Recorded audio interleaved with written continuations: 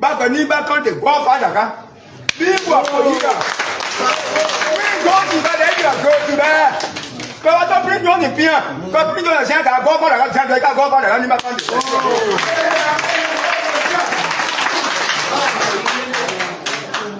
Bebe, ban me jan mo de. Ban no ga yi ko ni. Ko se bi ni. Ko se yi ga yi tin ga.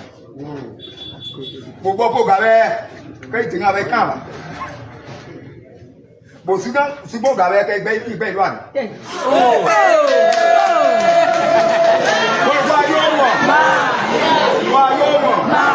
Wa yo mo. Regina. Bo ba se bo. Yes, sir. Don't ever do not. Don't you need her? So, you need her. In your way, baby. What's that you go bravo? You know, go bravo. You are Messica, most of Jessica. What's a Jessica, John for Jessica? Send us over Jessica. Being Bowman. May I look at will purchase you?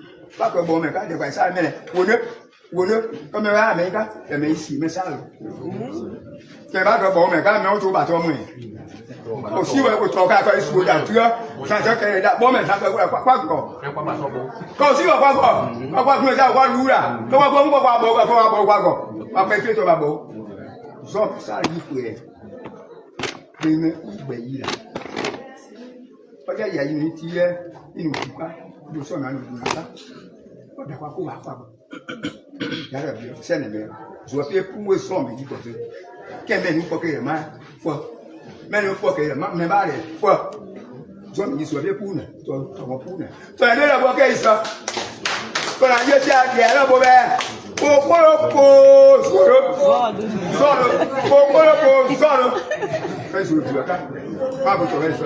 Ẹ̀gbọ́n sáré ìjẹ́gbọ́ àwọn ìjẹ́ ìgbà. Jẹ́mà bí èsì ìṣẹ́ sáré dáadáa tó sáré wọ́n gbogbo wọn. Yọ́ọ̀yọ̀ nímà yọ́ọ̀yọ̀. Yọ́ọ̀yọ̀ zọ́ yọ́ọ̀yọ̀. Yọ́ọ̀yọ̀ gbẹ̀rẹ̀gẹ̀ yọ́ọ̀yọ̀. Yọ́ọ̀yọ̀ nímà yọ́ọ̀yọ̀. Nda zọ́ mi. Mo kà kẹ́ dẹ́wẹ̀ ndẹ̀rẹ̀ lúnà.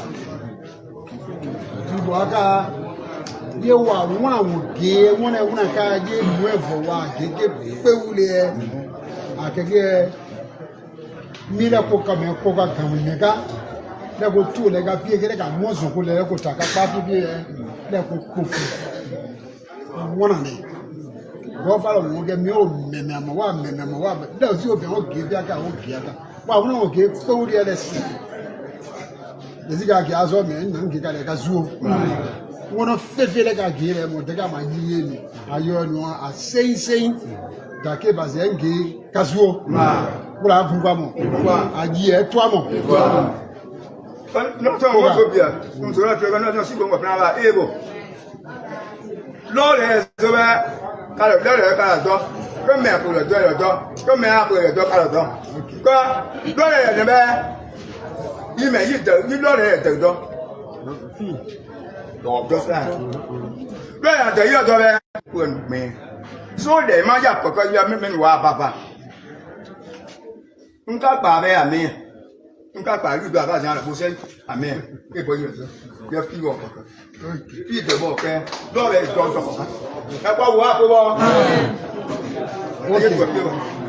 No, I are here. You are married. No, I'm talking. Koga, Sremi, Zoni, no, Papa Zewa, wa mi vomi blize, ya mi dire. Demo keki konka, demo vera ke. Gofalo. No, sen koga, limba gofalo. Kona kugi toba, kumi wando ile sopuluga. Dawa gi duaka. Ya gbedan. Kokolobo, kokolobo, zo, kokolobo, berege, kokolobo, nimba kanti, keba yido gire, bire nimba zi, bire ba wuna. Kwa ge to, plus etire keme zo plus popole. To ba gen. yi abono yi atipi agba gamo nda mo me wa ge mo prugo la wa ge ko ge ozugira wa ge batoleba nebe ku kula buimo e bui izi amo. Alléluia. Amen. La casa. Nenu lugano. Cada força. Amen. Só se é bom. Não que por ali que fui pagar. Fui pagar a sua por bater.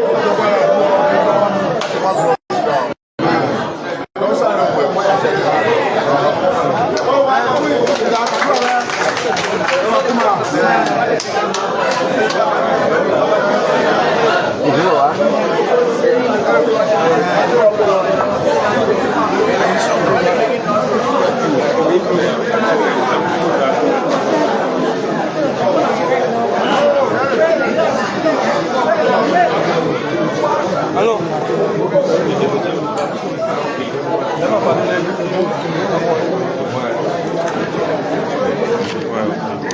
Melo man. Okay, can say that way I put on a can work game never. Oh, wait, let you okay, program. Oh, what could be keep again? Say that you have a get back. Quick, can work people? Yeah. Quick wall, Amiani. Oh, wait, okay, cook up your office.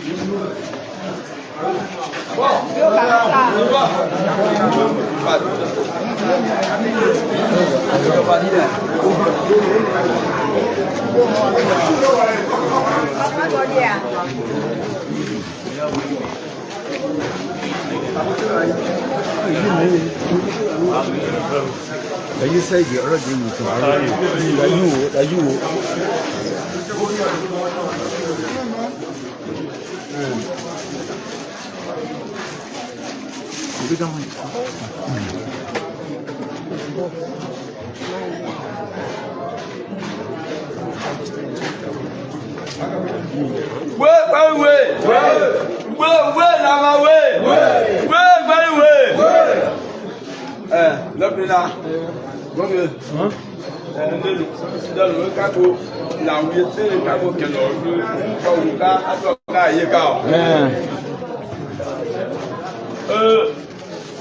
Beda go ko wa ko kama ga na yibu ga le ba wi ya ko ya ko to ka wo ko le to anu an ke no be ye we de ala yu ko awo ye aye ma do ma yu ma se me wo go ma bo me ne ko ke ro de go ba akako ga ne ka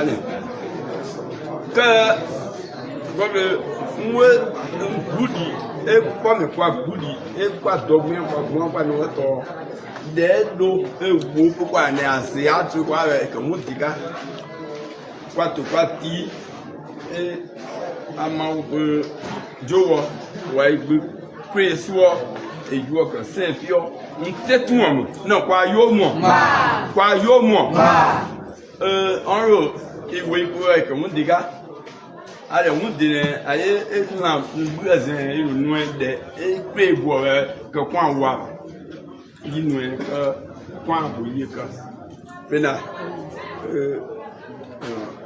bi ise den ka igbo va ka igbo la nwo wo no te de kele wo no te de wa wi akọ ma elina kwa wi akọ ba wi do e que bon que e kwa ga ya bo no blema ma we ya wa que mesi kwa gu anso no ya wo su waka kure ale wundene doka dia be dia ta mene ado die gbe lo ke kwa wo ya asido ya bu kwa la gawia ya ba soda ya gbe iboko deba do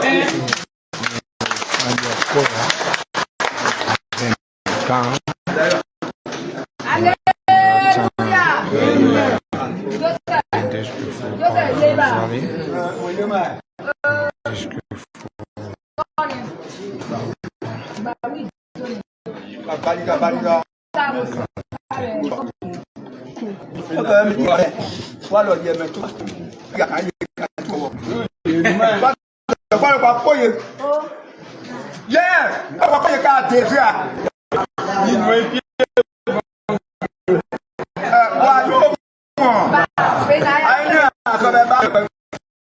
tina kati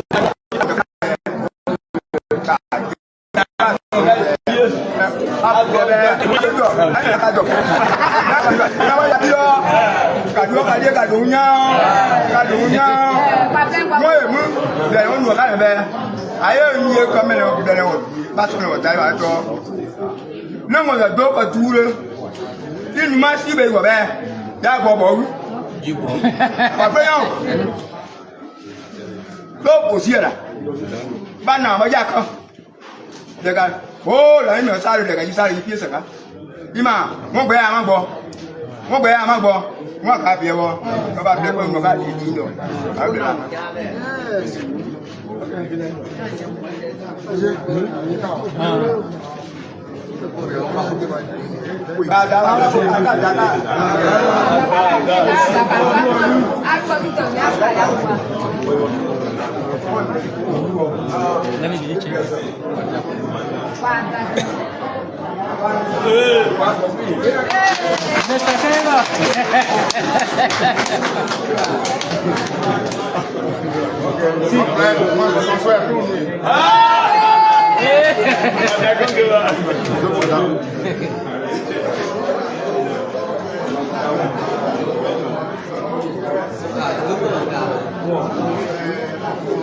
Só aí, olha, caía.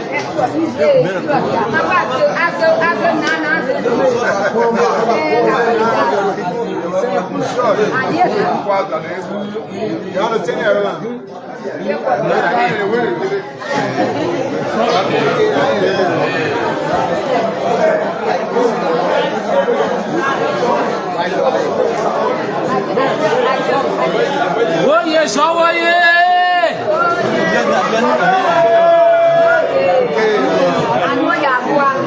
Kaya gua boy, mereka nih. Okay.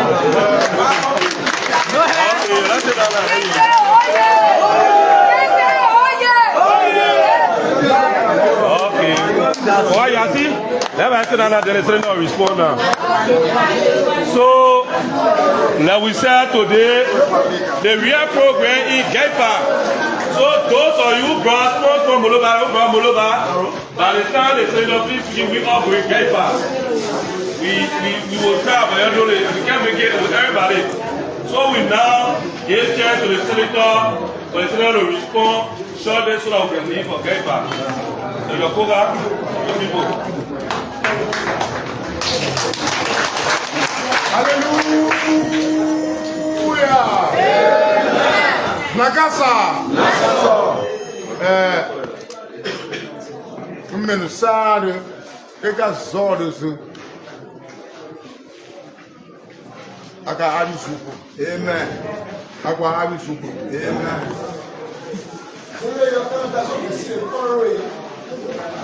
Amega ga todo se ga gun.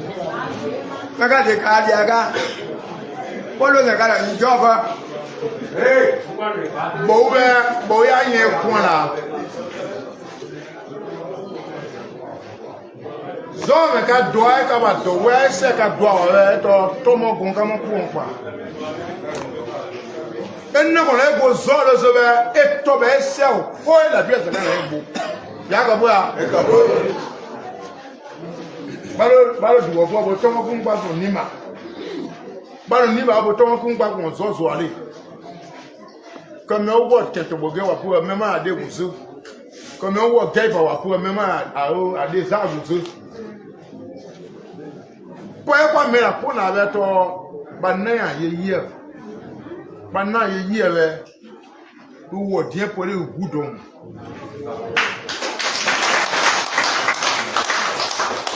Nous savons nous. Il y avait le bain. Musa de kaze foye anuze kwa abia. Emenu ki. Emeka na ka tabira. E kaze sare. Amen kwa si kwa kula.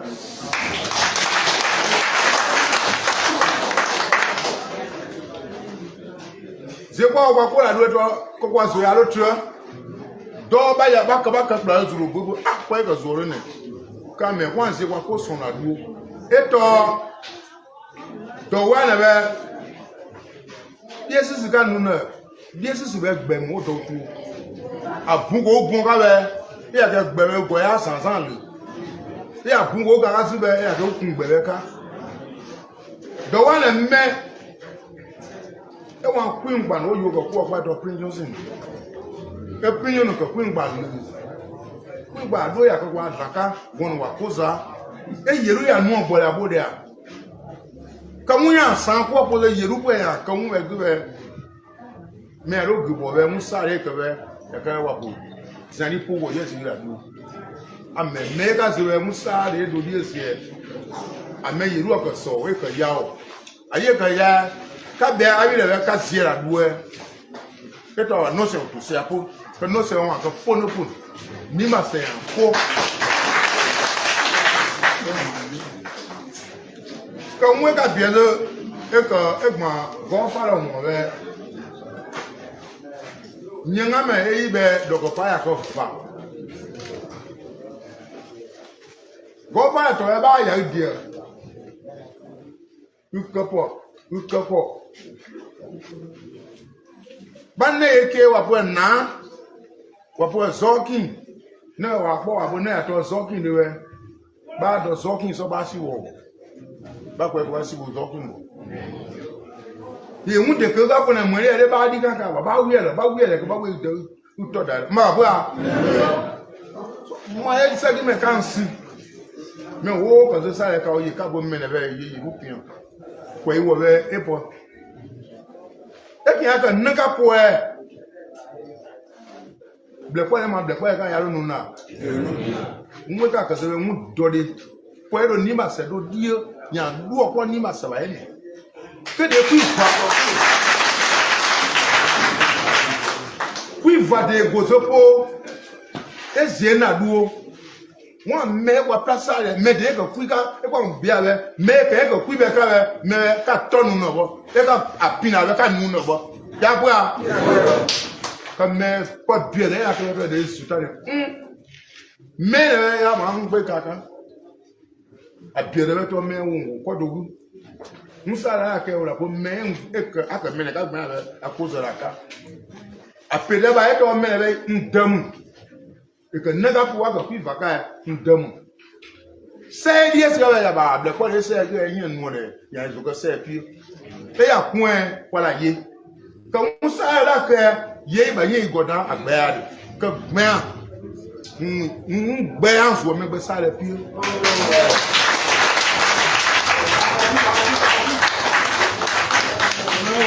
Why can't we make a tale about it? C'est ça de atteindre. Pour le pouvoir de mettre à mettre. But ok, quoi la mettre? Pas mettre à Jombia.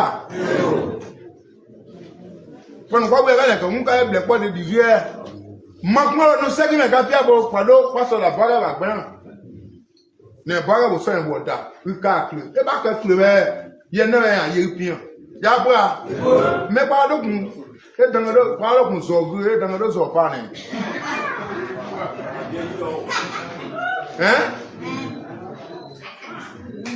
ba clan da mu kusu ya be mo ya do ma e do pa mo na pe to me di de ma so age ya fun e kan fun e ka atom aka so po aya we do gbon pa ko pono asebe nuo ni ba le be gbon nuo bleka kan mo be ni to e ka po mo be abi supu ala tabu sama ala be o na to fa bien ama bo me yen ye be ka ya ndo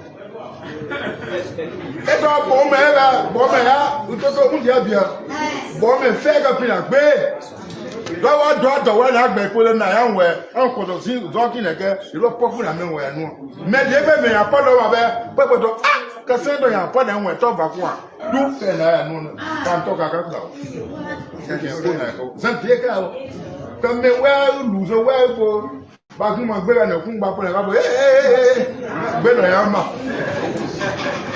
so ka so asebe nuo paka pono ko le mega so lo se be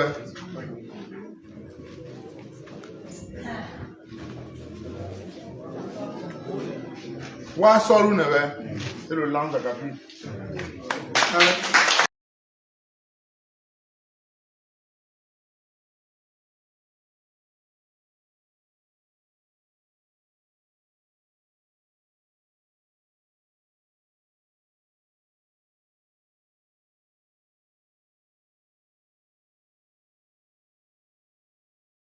Ngo se mo ko ya ga ibi a tere ga ebo ko wa toto ku na ga da ka toto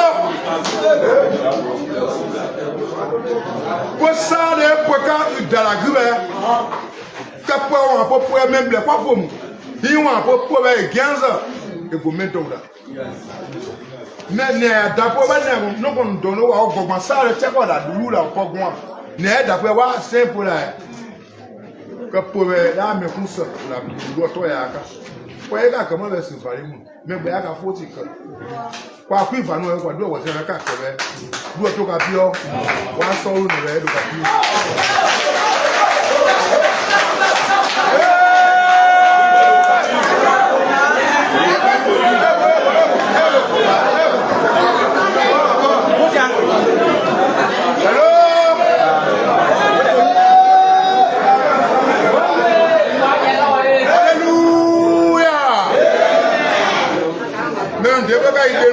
Nepo e ka so ka fo na pie we idenu wa so lu na we ka pie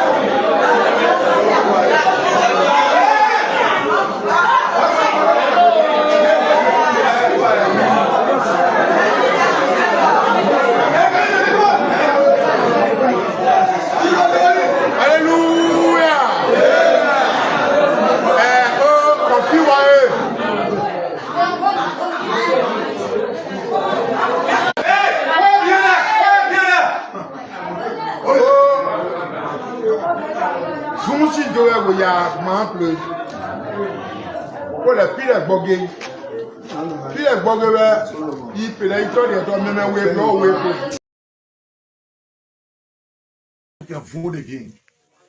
You can show the people that you voted for me.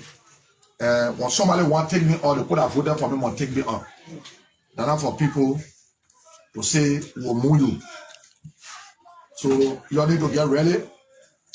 When the voting time reach, you say all your people from the community that came to register to vote in district number 10 to get ready. By the time they declare vacancy, myself, I will say I'm running again. So you need to get ready to come. So we can do the same thing we did to do it again. Yeah? My boss said, why people be even? When I'm talking, anybody told you pay for. Yeah, will pay for. And the fund are $20 US. So let me tell you, thank you. You know, when you bereaved or when you're in problem, by the time you can know who led you. By the time you're home, and my mom died the next day, I saw your kid to sympathize with me. That was me, our family. We've been together for long. It was not election business that brought us together. And when the election time came, you brought all your people there. You said your king to and you registered to make me your representative. So I want to tell you thank you. And we stay inside, not feeling here. The day the government will say, they can say in district number 10. All the, from today, I must start taking for the voter registration card there. All of you got to come back to show the people that are in your, the representative for district number 10. Let me say thank you to the Queen of Yeke and the Queen of Just that one, the point there. Let me say thank you and God bless everybody. Thank you. Thank you.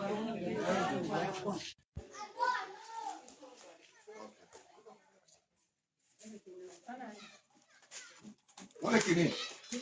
You're not ready. Oh, you're not making. Let me start eating. If food been there, yes, I'll not eat you. I'll say I'm going to eat somewhere.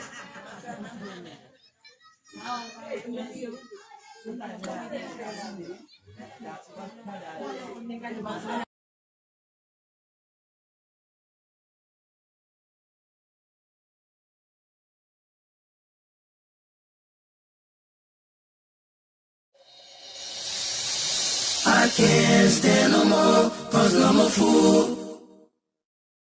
I cannot go to school, cause no more money. I can't stand no more, cause I'm a fool. I cannot go to school, cause no more money. Hey yo, excuse me, Mr. Journalist. I wonder how you make your headlines in the press release today.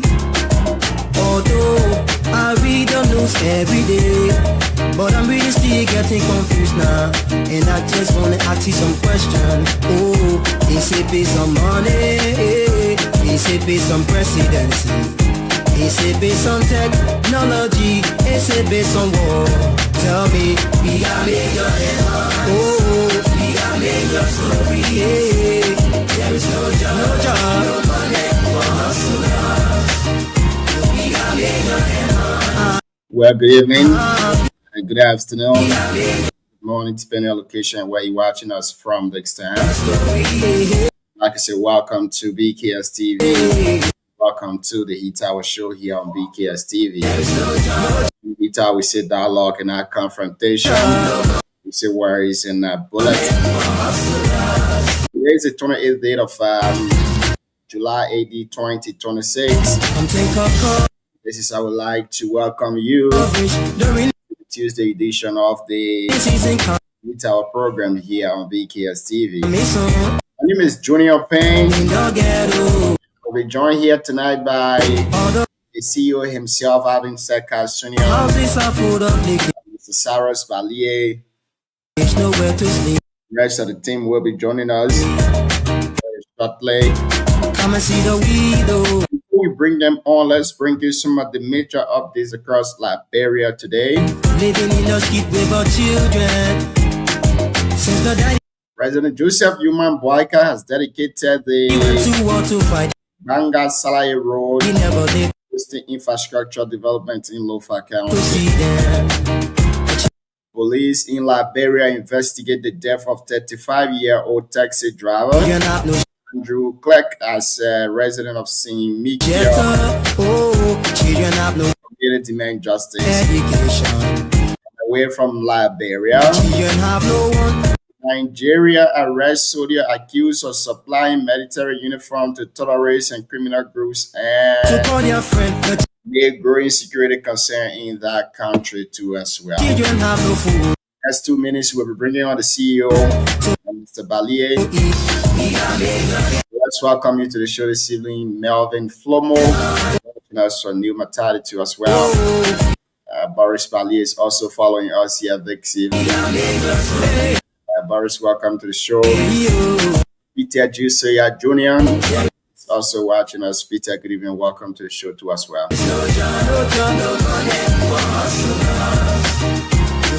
Raise your hand up. Raise your story. There is no job. How many people do you love, man?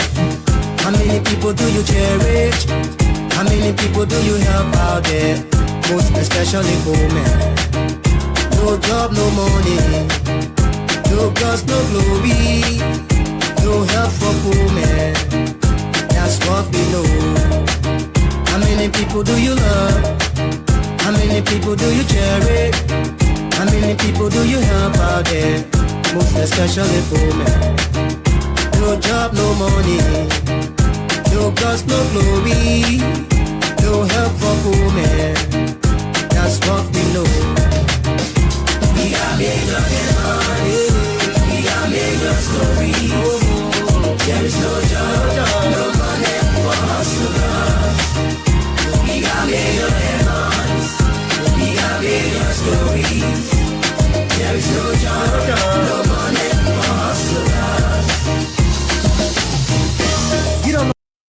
Welcome back and welcome to the Eat Hour Show here on BKS TV. Like we said, we'll be joined here tonight by Mr. Bali. It's been a long time, so it's great to be back on this. Great. Good evening, CEO, and welcome. Good evening, Mr. Bali. How you doing, Chief?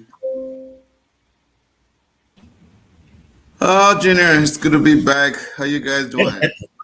You know, tonight's show, actually, Bali is the guest tonight. So we want to turn this show over to the man. You know, it's been months since we've had it on here, and audience have been asking, and we are glad to have him back on a platform that he has worked so hard to consistently promote. But we want to say welcome to the show, Mr. Bali. I know you are joining us from Little Miami. Now I know some people are calling it Little Mexico. Little Colombia. So welcome to the show. And it's great to have you back. We are pleased and excited to have you back on this on your own platform. Thank you. See you. Good to see you. Junior high school. How's school going? Everything good? Oh, The school is going great. The man finished with school now. The men are lawyer now. So when you approach him now, you gotta approach him with caution. Well, congratulations, Junior. I didn't know. Thank you. Why? That's why.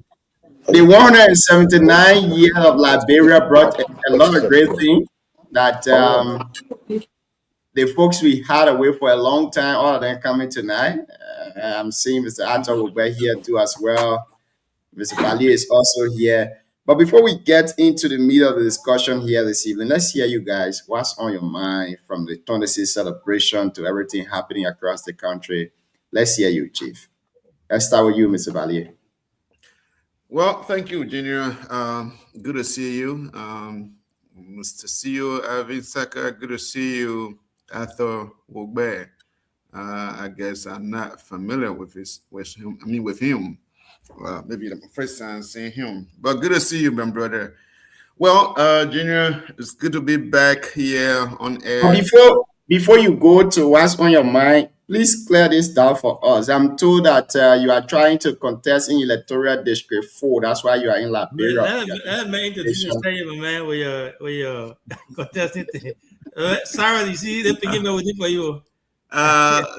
Junior, definitely not. It has been and it has been the past 4 months. It's been very, very tough. I've been battling with some crazy stuff, and I was forced to come to Liberia.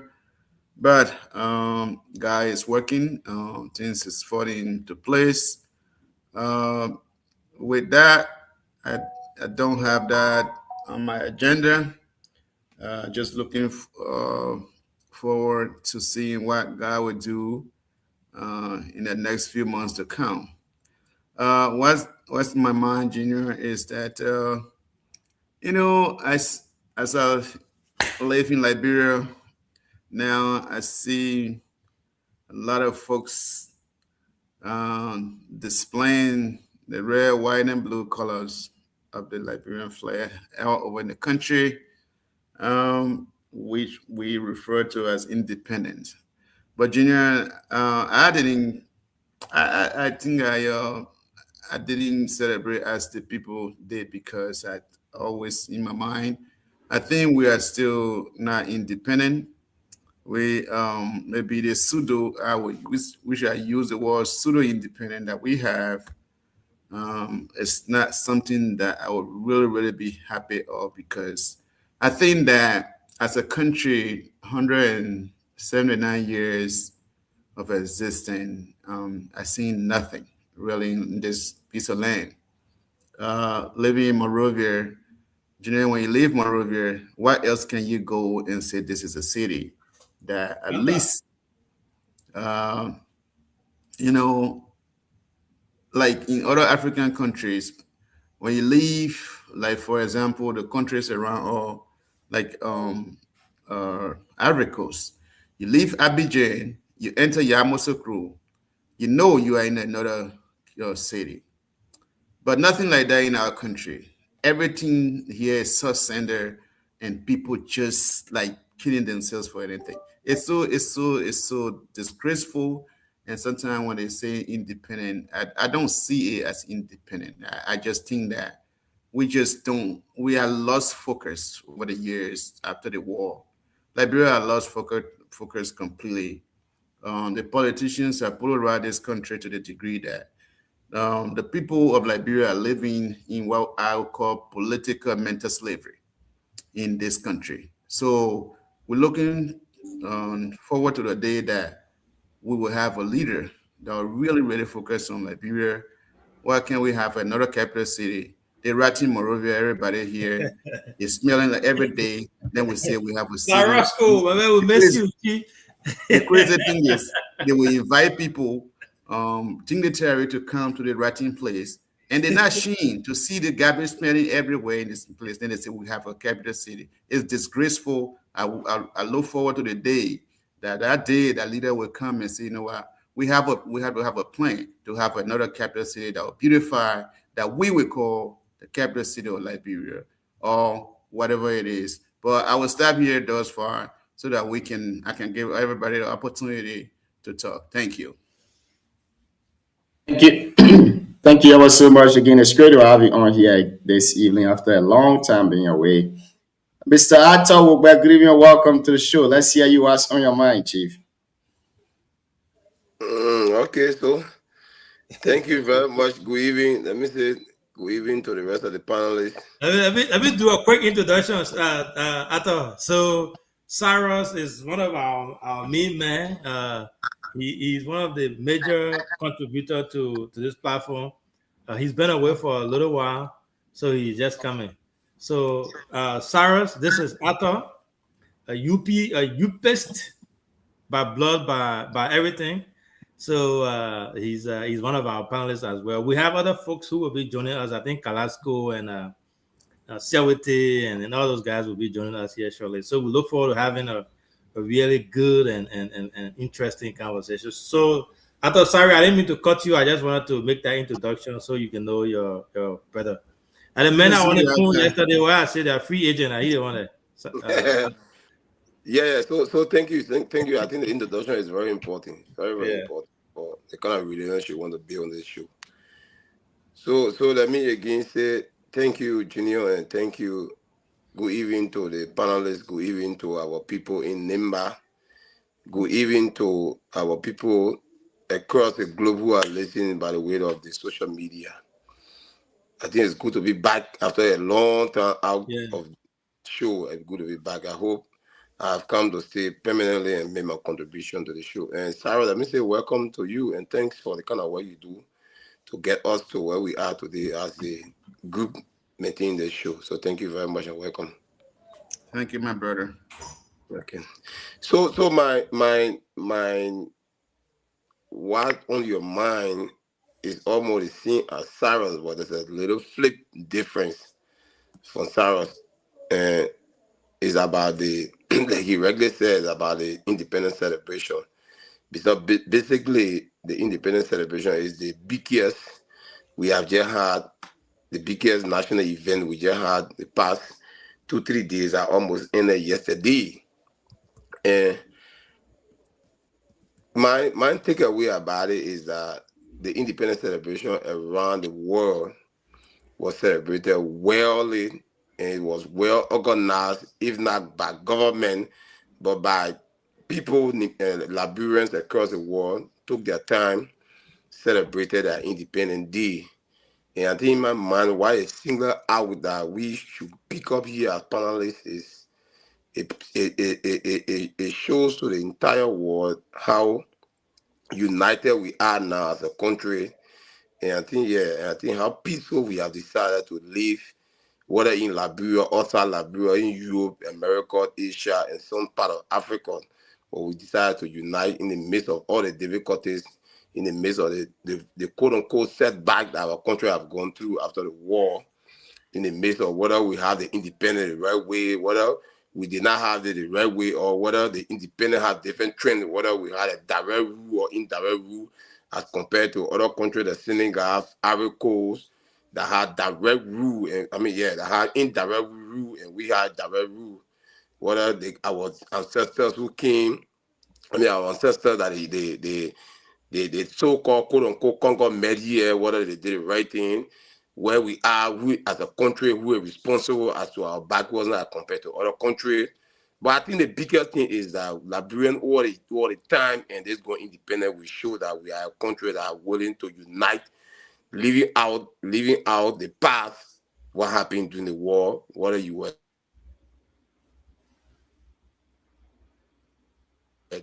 whether it belongs to this tribe, whether it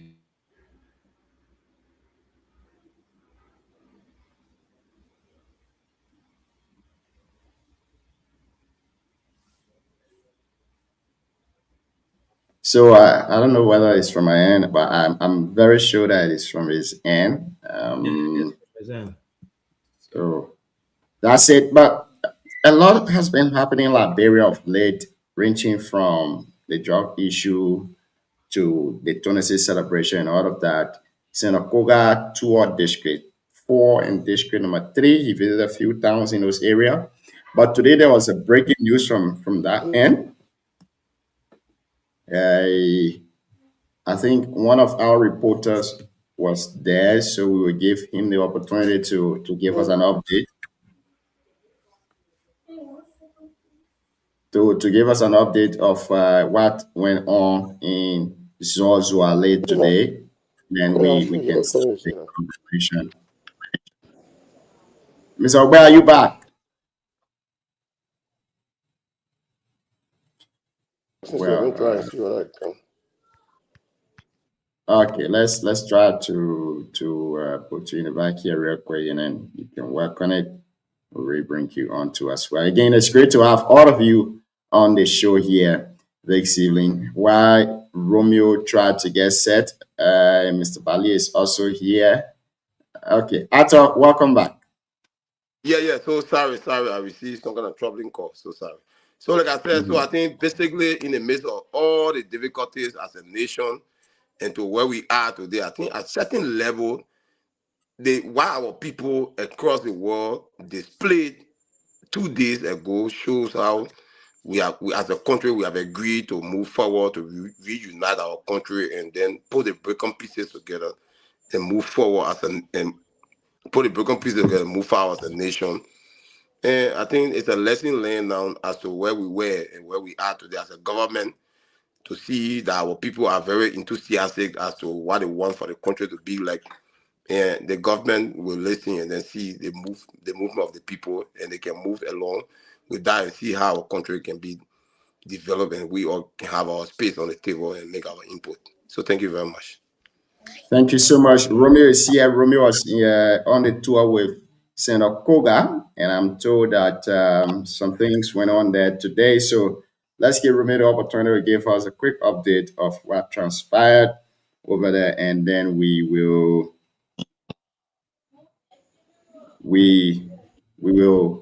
go to the discussion here this evening. Welcome, Romeo.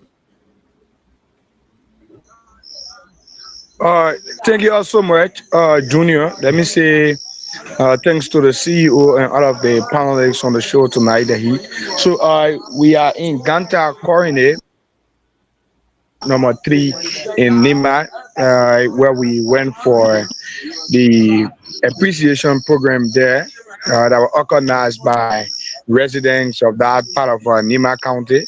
And during the tour, there were several other engagements that were done, several other traditional welcoming that were done in that district number 9, and also in district 4. And today we were opportune to enter district 2, where the senator was named the godfather of Nima County.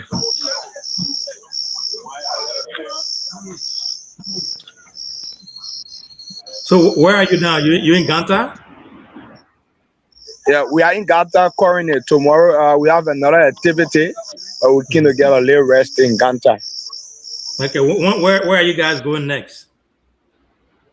I'm told about the next venue is going to be in Ganta itself, at one of those villages in Ganta. But I can only speak for those activities or those things that took place today. So tomorrow maybe venue will change, but I'm not the official planner. But we're still waiting to get the reference venue for tomorrow.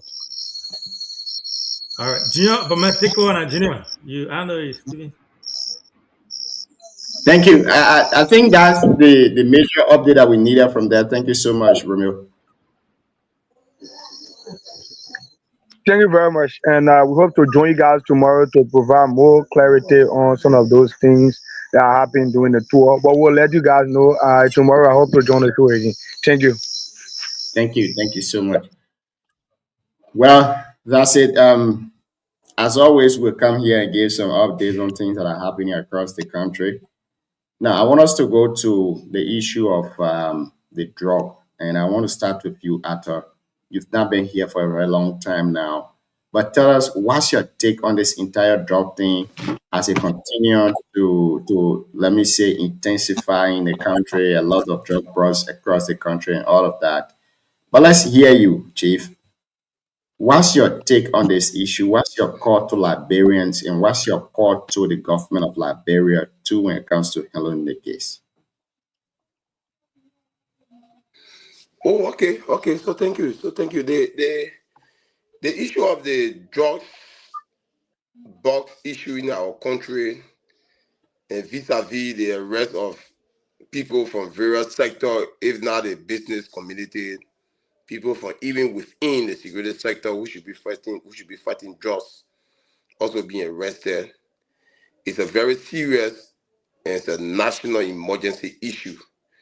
And like the president, after the president inauguration, he said that the issue of drugs, the fight against drugs, is a national emergency.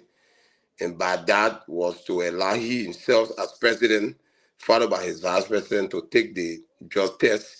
And he was asking all government officials to do the same by taking the drug issue. That tell Liberia and the entire world how serious the government was at the time and how serious the government is presently. But here is the catch here. The catch here is that our country is a known fight, if not within, but outside the country, that our borders are very porous, very, very porous, to the extent that we have very limited security men assigned at every crossing point, whether at the airport, whether at the crossing border through the sea, around to the border by the sea, whether with the border crossing point by walking, crossing the road by a path. Everywhere is a very porous area after the civil crisis. And after civil crisis in every country, like our country, Liberia, where we fought more than 14 years civil crisis, to train security is not by something that you do at randomly. It's something that you do by plan. It's something that is done periodically in line with our international protocols. That we have a peacekeeper here. So in the training process was done by dress, where when you train 20, you move 20 international peacekeeper and replace them with our men, and our men must conform themselves with the international security protocol around the world.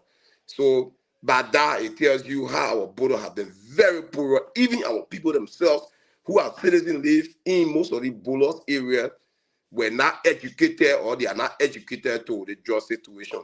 So it's a national concern. And since the president made a pronouncement, and then it tells you how vigor and how energized our security sector from various locations are now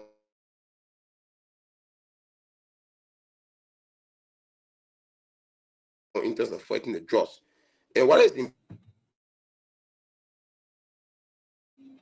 I think he's having some network issue there. Mr. Valier, let's hear from you, Chief. Well, I don't understand when Mr. West said how energized our security sector is. I don't know what that English means, but anyway, Junior, to be honest with you, this country is polluted. We are in a serious crisis. Um, I don't want to bad in narrative that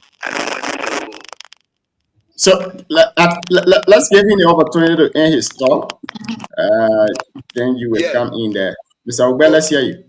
Yeah. So yeah, much there are challenges in fighting the drugs, whether or not the salary of the DEA, whether or not the salary of the security sector in totality, also whether it's not a movement in terms of military hard work, in terms of that their vehicles move, in terms of vehicles, supplies to various locations. Our security sector is heavily challenged. But what is key now that we are seeing now that we have not seen before is the amount of arrests that is done. Because mind you, to fight drugs around the world is a very difficult thing. Even in Great America that most of you on the show live. Drugs enter current as we speak, drugs enter America. But what is key is the security sector ability to receive intelligence and do an arrest. And after doing the arrest, to battle all of the evidences and take those perpetrators to court and make sure the evidence is aligned with the argument produced by the lawyer in court so that they can be found guilty. So to whom be all of drugs imported in our country will see you as a deterrent. That is the key issue. And I think that is where we are now as a government. But in as much that the government is challenged, but I think the fight against drugs in our country have been shown clearly, and the government has shown a willingness for the fact that there have been numerous arrests, like the 19, I mean not the 19, but the 317 million, very huge amount that were just arrested. It tells you the government ability in the midst of all the difficulties, the government ability, their willingness to show that they are prepared to fight drugs is very honest, and I think the citizens have seen it. And even we as citizens ourselves, that we giving now information to security sector that in this area there's so thing that we're observing that is not good, the movement is not correct. We see a lot of black cars passing. We want people to come to the community to do a fast finding and see as to who are they and what are they doing. So in the midst of the challenges, I think we're getting better and we cool. And I think the government is trying her best, and I know moving forward we'll move less in terms of fighting drugs, and then we'll do better as a country. Thank you. Mr. Bali, let's hear you, Chief. Let me first of all say that this country is polluted. The country has been, the government has been corrupted with drugs. Junior, as I drive and travel around the country for the past few months, it's concerning. I can tell you for free that most of the things that I have seen in this country, most of the new businesses, it's concerning. The proliferation of drugs in this country, Junior. Nobody should come on the show to sugarcoat anything. Listen, the security sector has been compromised. It has been corrupted, not just the security alone, even in the higher rank of the government. Okay? So you see that such a thing like this in the country, my concern now is who to fight this. The arrests that's supposed to be made, those I heard my brother talking about some arrests. How many arrests have been made? Every day people come on the show, most even Spoon. Let me say many thanks to Renan Sears and Witherspoon. They're doing really great. These folks are supposed to be, from security standpoint, folks that are supposed to be questioned and being supposed to be behind bar. They are not behind bar. The people's just running around this country. And you say arrest has been made. How many arrests has been made? It's Junior, listen. And I think if you are on Facebook, you saw some of those videos that Liberian people, maybe United Party, mostly referring to as AI. It ain't no damn AI. The video it's a video. Those that are involved, those folks are threatening our country. And if you read about the drug cartels around the world, mostly in Mexico, you can see that how they took over, get hold of Mexico.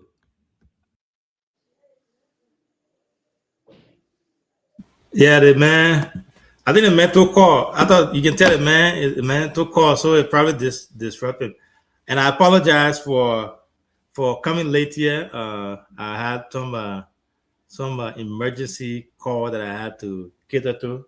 But I thought you fill me in here. I know our host to take camera over. What you guys were discussing there before I left? Oh, yeah, I think, okay, Junior is back anyway. So we are on a drug issue. We want to get your take and the way forward and everything, recommendation to the government, all of that. After I've spoken about it, we were to Mr. Valier, but now you can have your tip on the issue, and then we move to the next. Sorry, I don't want to take us back, but I thought, what's your take on that? Because I see in the comment section that people are criticizing, they are having a take on your take. Sarah, you are in the middle of your talk. Sarah is back. Yeah. Yes. So, gentlemen, to be honest, this government, the president of this republic, at this point, in my own word of view, I would say he's confused right now. Who to trust, who to turn to. You got a police department that the commissioner for crime services, commissioner of this, commissioner of that, all of their names appear on this thing. Okay? And going to the National Security Agency that's supposed to even be ahead of this thing, the deputy, and all names appear. And we're going, the names that are coming out, I hope they said they were going to do some major arrests today. Today is Tuesday, right? I don't know if they made an arrest. I didn't see anything on Facebook. Some representatives from the source are involved into this thing. Who is in this country that we will look up to now? But we look up to the incoming days. We will see who. And my question is, who is going to investigate? The joint security that President Boubacar established. The joint security and said, right now, who investigate who now? And the Liberian people are calling for independent investigation team. Sometimes when people use the word independent investigation, the people think that it's international. No, we've got people in this country, I believe they are competent, that could lead that investigation. But would they get an opportunity to do it? That's a question that we are looking forward to seeing. But I can tell you, ladies and gentlemen, I mean, no lady here, gentlemen, our country is under serious threat. And those guys from Colombia are telling us that, yeah, they're coming for us. And the thing happening in Mexico is happening in Colombia. It's happening in Colombia. It's happening in other countries that when you see the cartels, and the thing is right here, the group are right here in Sierra Leone.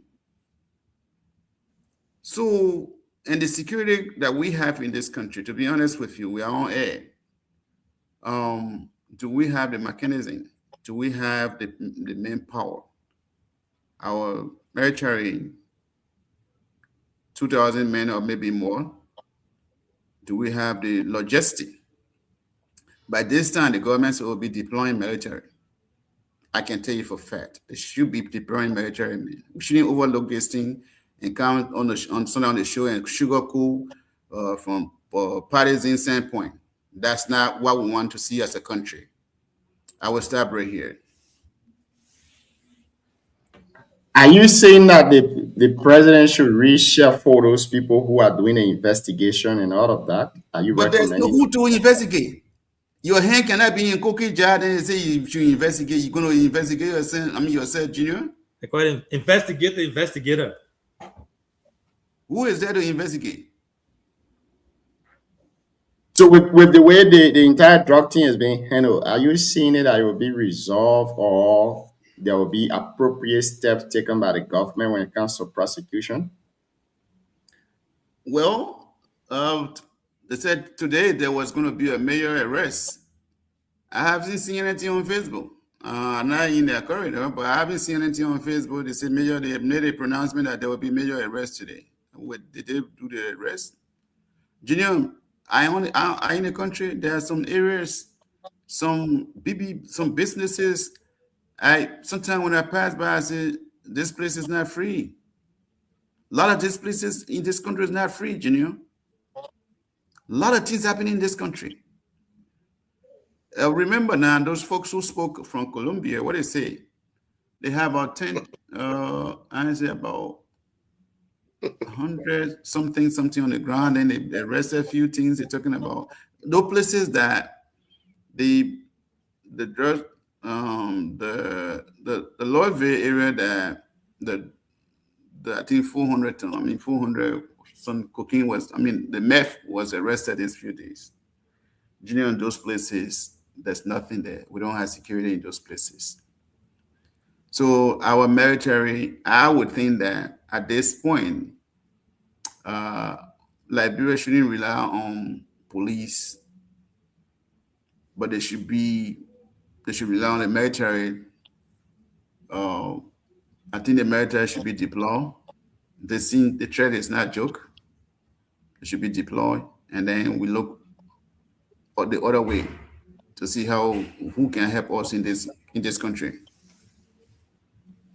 Thank you so much.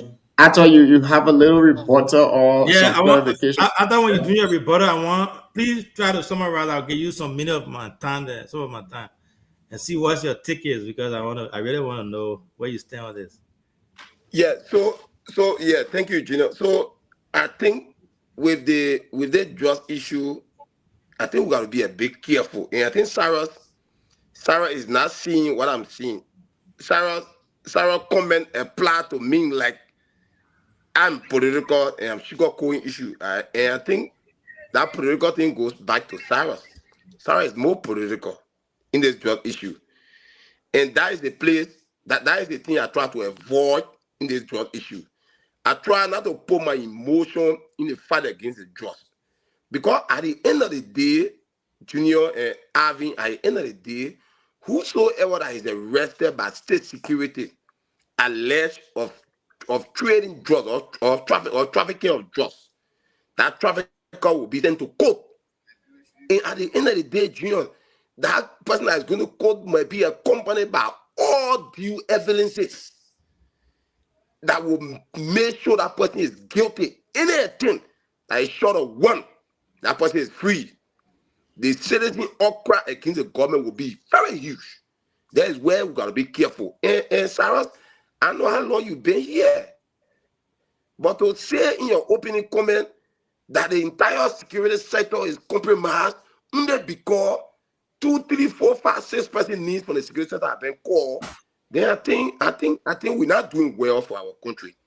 I don't know which other country, I don't know where you live, whether Europe, America, even the fight against drugs in America or Europe, there are people within the security sector, security people who have been compromised and arrested.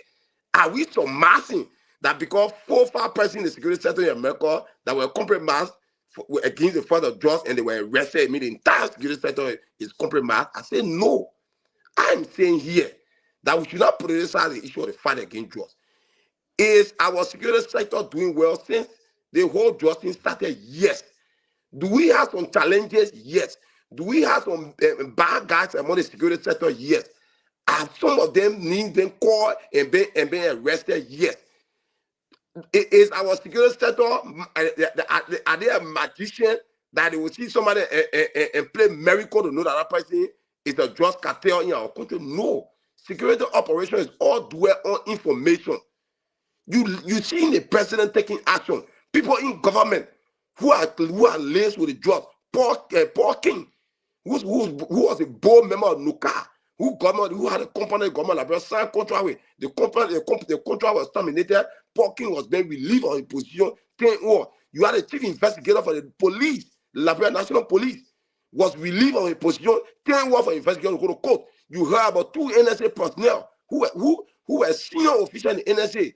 Needs were called, arrested, 10 were relieved for that position. But yet we still say that the entire security sector is compromised. I think in my mind will be more political. Let us take our own time and give the security people the opportunity. Places that there will be information that are necessary to give the security sector information as to the further against job. Because it's not about the security, it's about the entire country.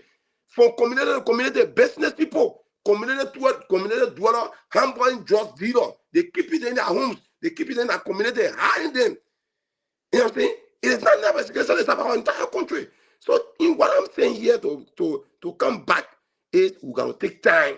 That was that brain, our entire security sector have been compromised. I think that would be unfair to a lot of them who are doing well, in my opinion, who are doing well. There are some of them who are bad. Because if we're not careful, we came in there just into the issue of the Lofa Bula issue with Guinea. By the time it started, the government can multiply AFL. Even we deploy AFL, we said it before, we said even if we are deployed AFL, it will come back to peace. Today is where we are, and ECHO has taken charge. They just think, I don't care what we do. There's a security we got, there's a security we got, there's no good depend on. We must give them the time, let them do that job, not put inside, not be targeting people. We say that the person, only because you think you got a problem with the vice president, political president, you say that the vice president is just, that do it. So what's your take on the video from Colombia, allegedly from Colombia? So my take on the video from Colombia is that I listened to the video and I watched the video more than 3-4 times. We gotta be careful. I'm not an artist specialist. I'm not saying that video is an AI. I'm not one of those who believe that video is an AI. But that video is a makeup. Because man, you go listen to the video. The guys they get 48 hours. Are we not going more than 48 hours? What happened? And by the time they get it 48 hours, the EPL boss wrote on a page that they're wasting their time. They will burn the drugs, the component that is required going to court as a premium fasting court. They will keep it and take it to court, but they will burn the drugs in totality. He wrote on a page. What are they waiting for? We're not afraid as a government. Our security, we believe in our security. Do we trust in totality? No. Can they be infiltrated? Yes. But those who will be used in our process, so are some of them being arrested? Yes. There's the point I'm making here. But to make it like targeting certain people, say, hey, one other person is not arrested. That means they arrest nobody here. That kind of thing we're doing here. And I kind of think other people doing. One other person is not arrested because you got problem with the person in government. Say one other person is not arrested. That means nobody arrested here for the drugs. Or one of the security men is not arrested or because we got problem with Gregor Como, like supposed to. Gregor Como be arrested. Gregor Como be arrested because somebody from the police were arrested. That logic does not suffice in court. To arrest somebody and carry the person to court on drug issues, there must be sufficient evidence. You know why CDC lost the drugs case? Let me just carry you back quick, Junior, if I can leave. The 100 million drugs came to the country. All intelligence was given. Like today, we are working with our international partner. They give you intelligence. The same thing was done with CDC. The guy came from Brazil.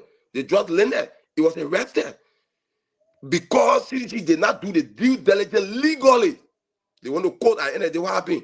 Judge Blammer, we said, rule that the government was wrong. The government lied on people. And the guys walked free with a passport in their hand. The guy in plane, they left. Today, 250,000 were arrested from the drugs guy. The drugs, nothing was seen. At the end of the day, the country need went bar record, and our people did not believe that CDC government fought the drugs. They were fighting drugs. So that's the same thing all up when it happened here. So what I'm saying here is, let's take our own time. That gave security information. The security information. You talk about indictment. The post will indict. It doesn't work like that. If the post will indict today, that security that just in here, the cartel can fight. The cartel has the ability to remove whole government. Everything the cartel can fight. They got the ability to do a lot of things. The government is aware. So the government is also moving and watching your step. So you expect the government say, oh, we're in Dapo today, we're in Dapo today. No, they got their own tactics, they got their own security operation, they got their own security theory that they're using. You must have did not know that we are going to arrest the 317 million drugs to VOA. You must have did not know that. We didn't know that until the morning we heard it. You think how they got that information? They trace that information for almost 2-3 weeks, going to months. So how they operate. So now personalize everything and put our feeling to it because we're targeting certain people. What they call I mean the government arresting nobody. How can our government arresting the drugs that are coming to the country? They have arrested 19 million, they have arrested 370 million, they're arresting people, even in government, outside government, but yeah, we say the government is not doing anything. I think that's been political move because we're targeting certain people. In my mind, let's take our own sector and give the security sector the space that the government and the president have shown us that they will do well. Those who need that we think they live in our community, the people, and we're not satisfied with them, that call their names. That is check them. You think the NSA people they're arresting, that they detaching of that function, you think they just did it all night? It was a long time monitoring. So let me know they say let's take our own time and get the security sector thing. I mean the chance. Sorry, you want me to come in or you want to come in, Cyrus? I want to interject a little bit. Yeah, well, you've been away for a long time, so we'll give you the time to come in. Thank you, Chief. I thought the title that these folks are playing is that this is not going to be Liberia as usual. There is a saying in Liberia here that, oh, that thing after 1 week, 2 weeks, it will be dead. Okay? That's a saying in Liberia. It's not happening in this case. Every day is a different revelation coming into this drugs thing in this country. I thought when you have, I don't know if what your understanding about security.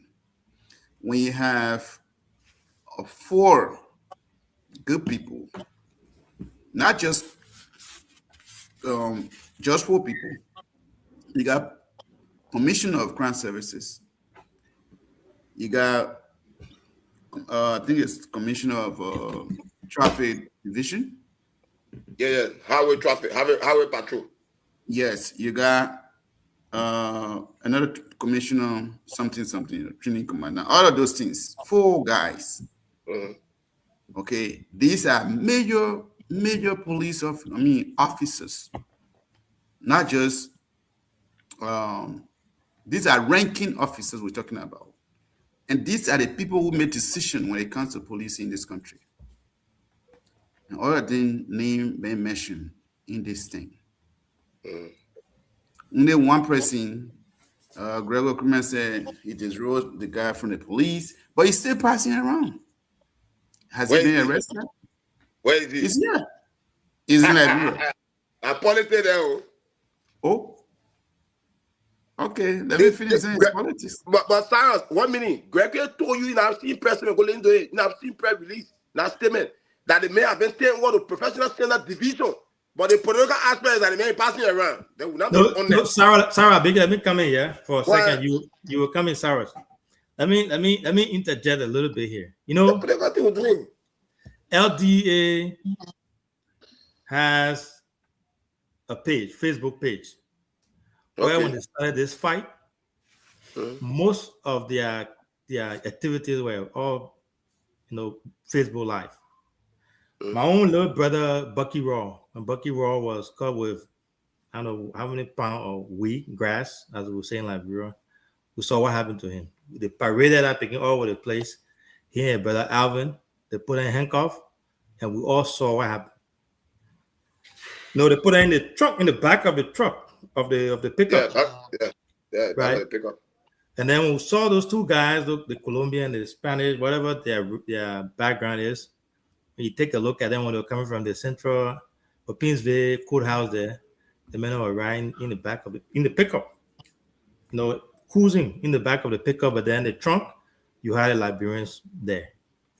So that's also a factor. So when you talk about the other policeman has been caught, Nobody know where he is. We don't even know, no camera, nothing. The man just, in fact, the man made a Facebook post not too long ago, I think yesterday, about, quoting some Bible verse. But here are the facts here, my brother.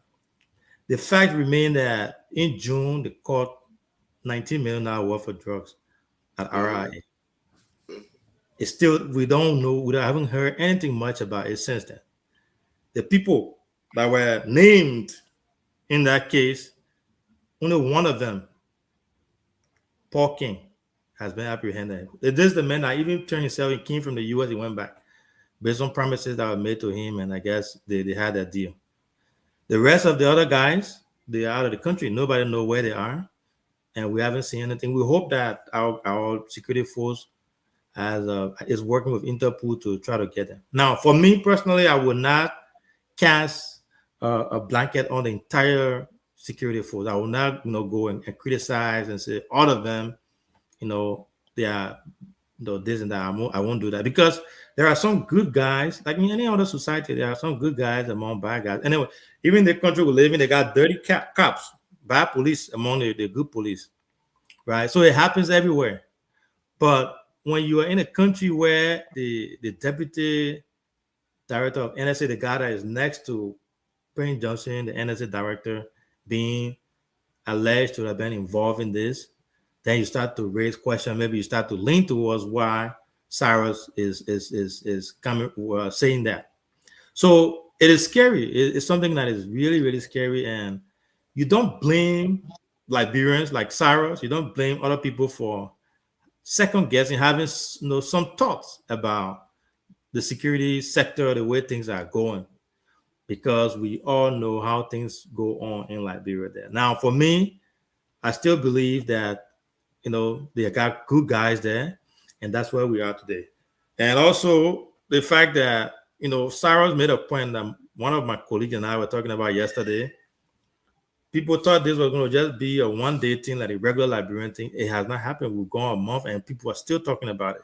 The reason why people are still talking about it is because we have collaboration from our international partners that are working with the NSA. And I repeat, to the NSA, to be able to get to where we go. That's why you keep seeing the noise.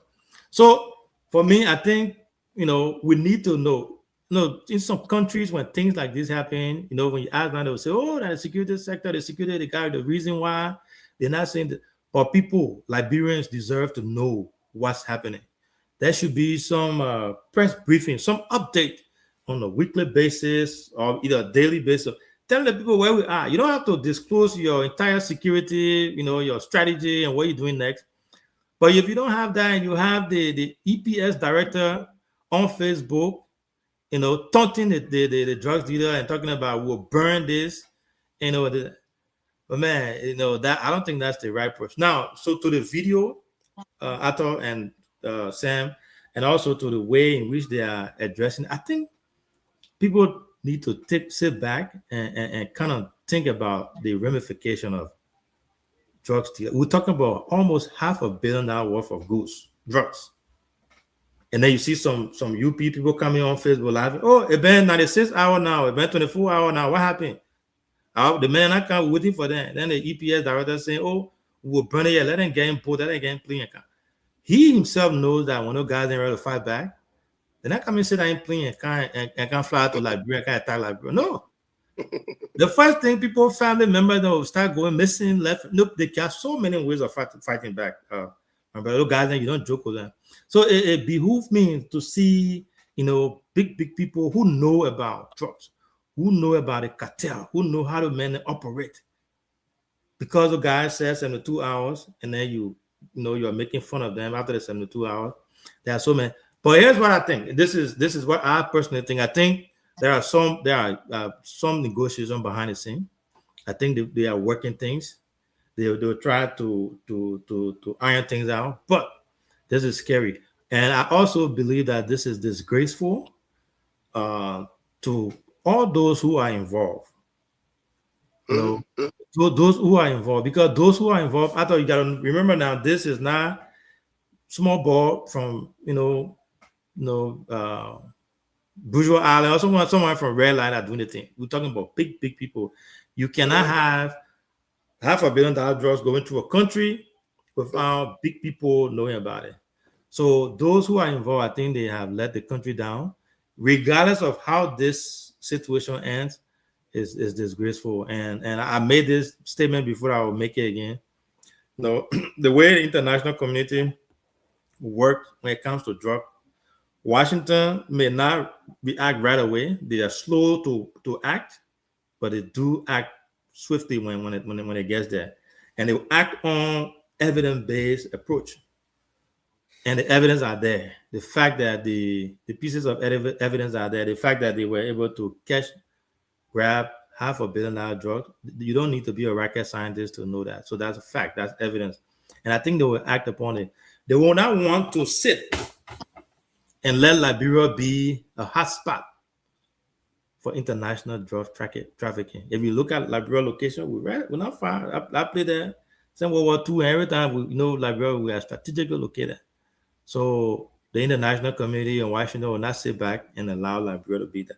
So I agree with you to some point at all, but I also think that the way in which the security sector is doing things, the way in which they are giving information out, the way in which they treat certain people, I think that's why it's raising flag and people are questioning, because if you're going to treat Bucky Raw for this and then you videotape me all over the place, remember that if you sit back and relax and go back to the $19 million drugs, we never heard of people. In fact, the LDA boss said they can't call the people name because of security reasons.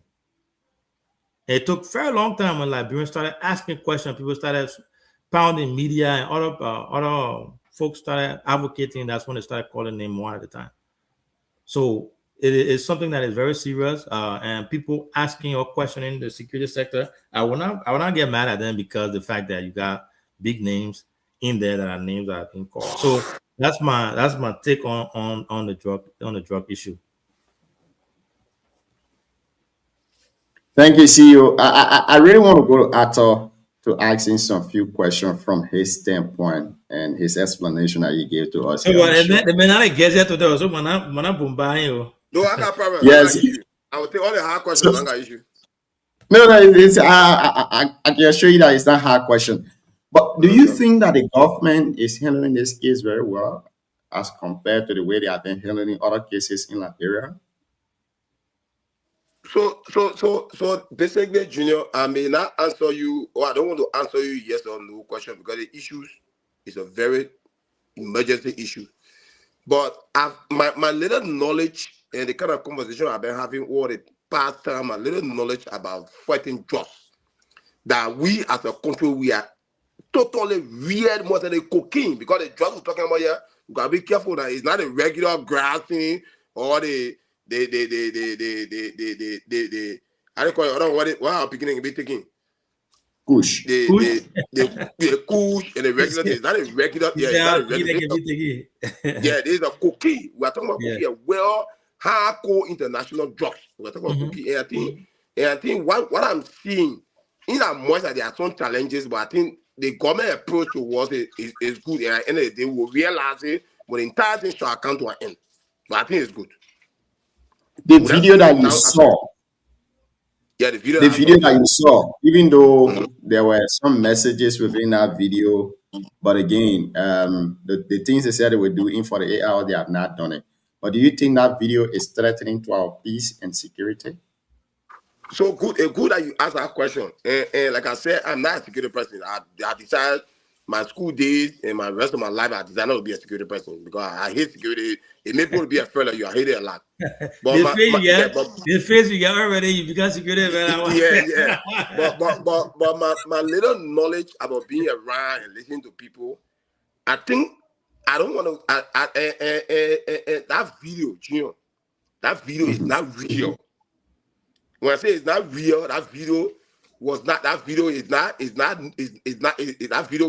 not done by a serious drug cartel. If they are drug cartel, was that? Are you part of the group that says the video was meant for maybe opposition thing and blah blah blah? Are you part of those people that say? No, I don't want to say opposition thing, but I think in my mind, I think it was meant to frighten our security sector. But whosoever I want to do it. But here's the thing, Junior. There is no, my reading I have done about drug cartel around the world, there is no drug cartel that will give you ultimatum as to then coming to you. 1, 2. There is no drug cartel that will call the names of their players and people that have been dealing with when they are in fact coming to redeem what you are captured for them. They will not call the names. My reading about it, they will not call the names. They will not call the names. You know what I'm saying? They will not give you ultimatum. They will not call the names or things that you capture for them to come and redeem. So I think it made me to believe that it's intended to frighten our security sector. And that's the point that I thought to use it to respond to having. That if indeed my understanding about that video is correct, that it was meant to frighten our country, our security sector, you think that having our security sector that is presided over by people from various areas, whether that EPS, whether that DEA, whether that NSA, you think that they would sit here and just fold their hands and look at somebody facing some kind of video to kind of frighten our citizens, and the security people would not make a pronouncement that will give our people hope, like the EPS boss did. That comment the EPS boss wrote on a page, I was not there when we were writing it, but I read it and I deduced that it was intended to tell the who's big drug cartel that, hey, in a way that you are a cartel, you think that you are terrible, but we are here too. We got the ability to bring you down like we're doing and arresting your men, and we got the ability to detect what you're doing. That was a caveat the EPS boss was signing. But let me add to that before you go to the caveat. So the EPS boss can do all that, but you know the implication of what will happen in the future for all those who are allegedly involved, their travel, their family. And I don't want to go into too much detail, but there are more to it. It's not all about them coming to Liberia to attack. You understand what I'm explaining this from the bigger picture. We live in a global village, small world, brother. You may be you got a whole country, and you said something that drug cartels got the ability to bring entire country down, government down. You already said that, right? I said it, yeah. I know Okay. that. If the men can do that, then what you think they can do? So Abby, and like you said that I partly agree with. The cartel will have the ability to bring our government down or any other government down when the security sector is compromised to the extent that the government is no longer in charge. Where the government is not taking stand as to those who are doing it, those who are compromising the security sector with you guys, the government allows them to sit in their influential position and still make business with the people in question. But there's the contrary, that by the time you are linked and our security sector monitor you and get sufficient clue that you there good, they arrest you, send you over for proper investigation, and subsequently, it's horrible. You be telling what to go to court. So by doing that is to dismantle the entire cartel they are built. Because like you agree with me, it's a long cartel, it's a change. It's a change. Not a change, but it's a change. A long cartel that they are built. So the dismantle is not bad. One day. And that is the best way the government is going. That the person has said it, no matter what your position in government, when you are discovered to be part and parcel of the people, you will be relieved of your position and take over for investigation.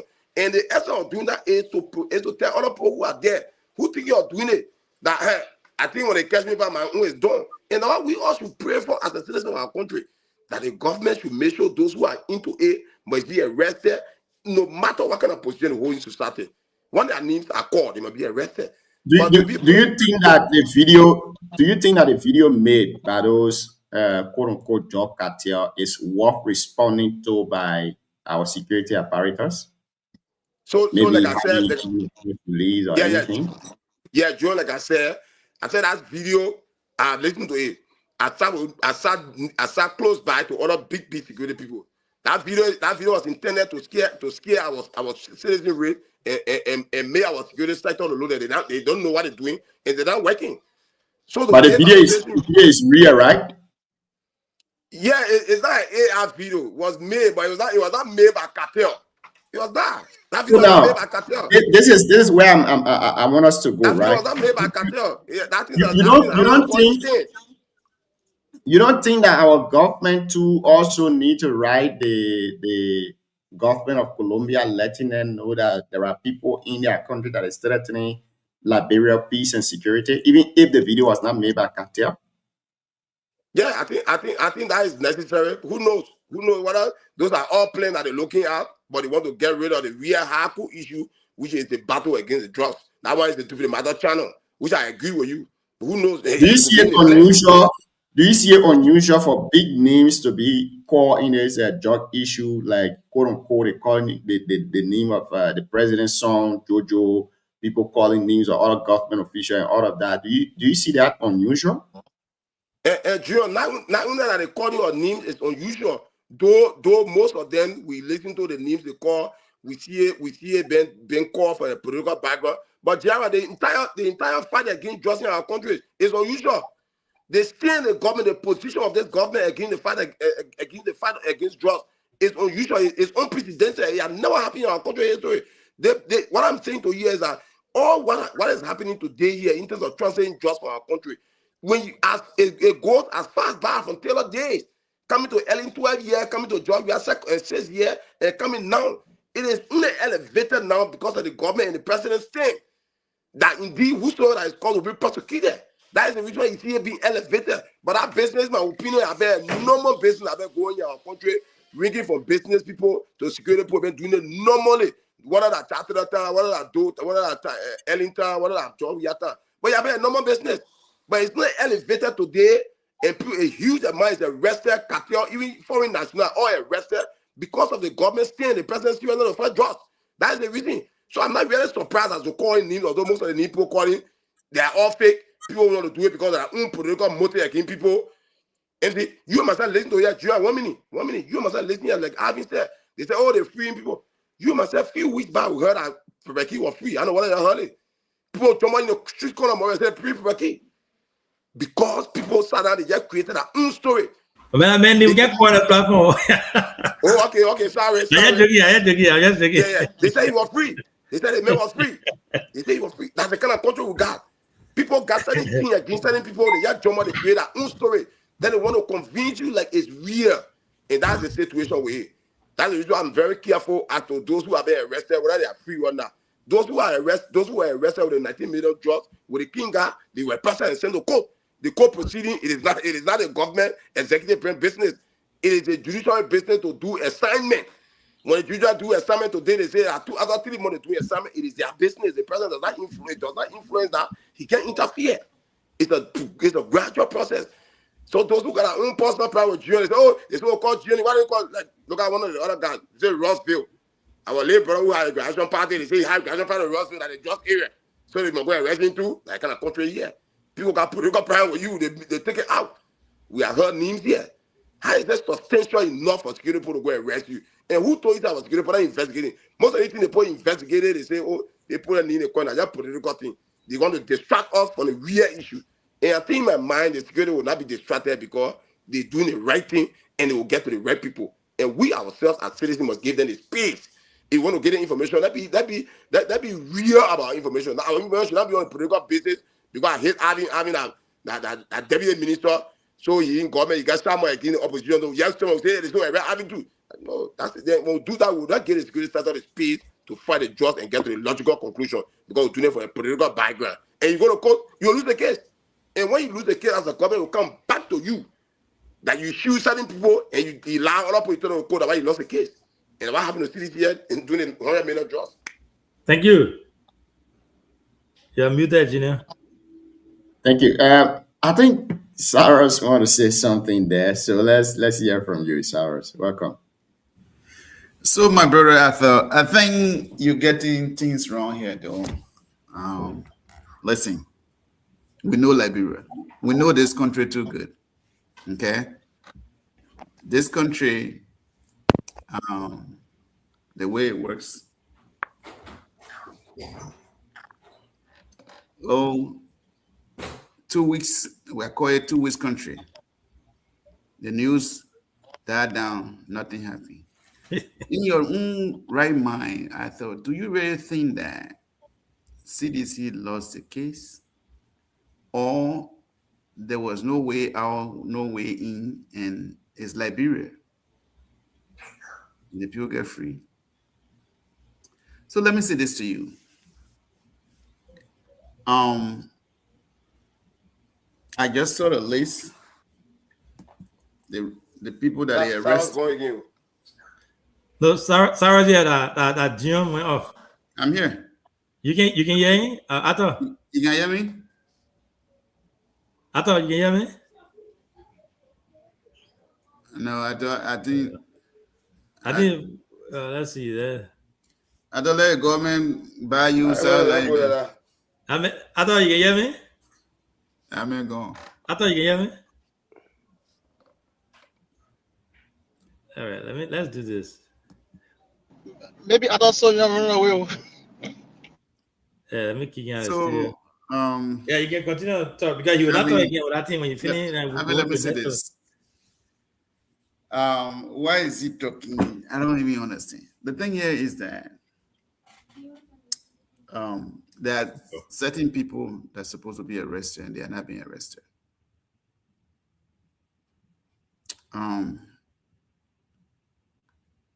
The CDC case he's talking about is a different thing. We all know how the case went. So for him to come on a platform and say CDC didn't have evidence, all of those things were just another talking point on a platform. But listen, that video is not an AI video. It's not even meant to make the house security operator afraid. Is this the right thing to do for EPA director to come on Facebook page to write? Is that what he was trained to do? Is that an area of function? Or is he overlapping and putting Liberians' life in danger from traveling? Because what he has done, to him, he had done some good thing, but I believe he's putting Liberians' life at risk. Why will he respond to drug cartels? Does he even know how this guy operates? The reality is that how did these people travel from Colombia and Syria to come here? Who they talk to? Because listen, the people are not just going to call a small person in the government to say, oh, I'm coming, and they come. These people came and lost $317 million. That's not a lot of, small money we're talking about. So the people are angry. The money we're talking about here is not small money. The people are very angry. If anybody saying the people are doing it just to make our security afraid, or maybe, I think it's a different. We live in maybe in a plural. The reality is that these people are invested so much into that, and they believe that the deal has gone wrong. And for EPA commander to come and write something on Facebook endangering Liberian people's life, you know what it means? People who are supposed to respond to those stuff are not even responding. Then EPA, is that the executive that regarding president, that is Joe there? If he can't push counter short, will he go to battlefront? These are dangerous things that people do in this country. He doesn't get it. I think what that guy named Senge, right? I think it's Senge. And this guy was in security in America. And so look at how he's performing.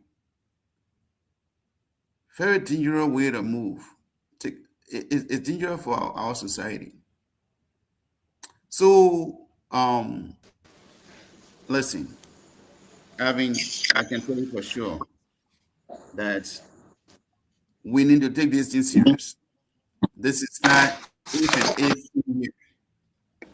We need to take this drug thing serious. It's not about CDC. It's not about Unity Party. But mostly there's a two-party in this country now. They talk about each other because they say I think they say they hate each other. It's not about it. It's about Liberia. It's about when you're traveling, they look at your passport and say, "Oh, where are you from? You're from Liberia. Oh, where is your luggage?" Liberians will be intimidated at most airport now. Intimidated means the way other people will go through whatever you get, it will search you. And that's going to be a bad thing for Liberian people. Should we see this way? No. EPA director is writing crap on Facebook page, endangering Liberian people's life, thinking that he's doing a good job for the country. That's not the way it should be. Why respond to those people? Does he even know how the people get here? If he knows, these people would not travel from where they are to come to this country and settle and bring that kind of drug in this country. Do we even know how many of those drugs still remain in this Liberia? We don't know. So I think we should be careful. I will say it again, because every one of our life involved into this thing. Liberia is for all of us. When I look around, I don't see Unity Party. I don't see how they call it, CDC. I see Liberia, and I see the sweet land that belongs to us. Having to conclude, the greediness for money, the love for money in this country is beyond my understanding. Everybody, most people in this country just want to get ahead quick. That's a love for money in this country. And when you see this kind of thing happening, it's not happening in the dark. People, I was saying that yesterday. I was thinking and said, okay, there are a lot of riches. The riches we're talking about in this country, you look around somewhat, man, I ain't Liberia, I don't need to talk too much. It is.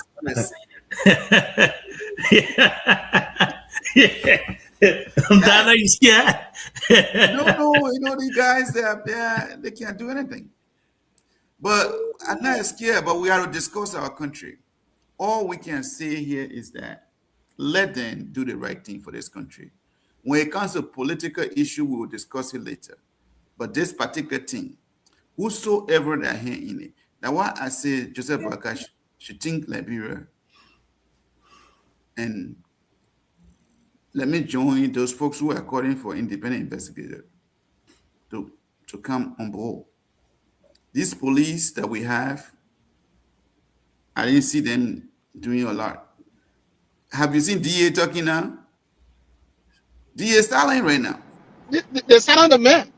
They silent the man. None of them can talk. They were running behind the children in the dirty water there around here. They say they were fighting drugs. Why they can't run behind the one in there now? Because they're not fighting drugs anymore. Because they were running behind the children in the dirty water. Today, the main drug is in the country. They are silent now. What happened to our boss? The DA boss of this country. What happened to the deputy? The whole DA department is like that. No sun shining there. Darkness and fall over them.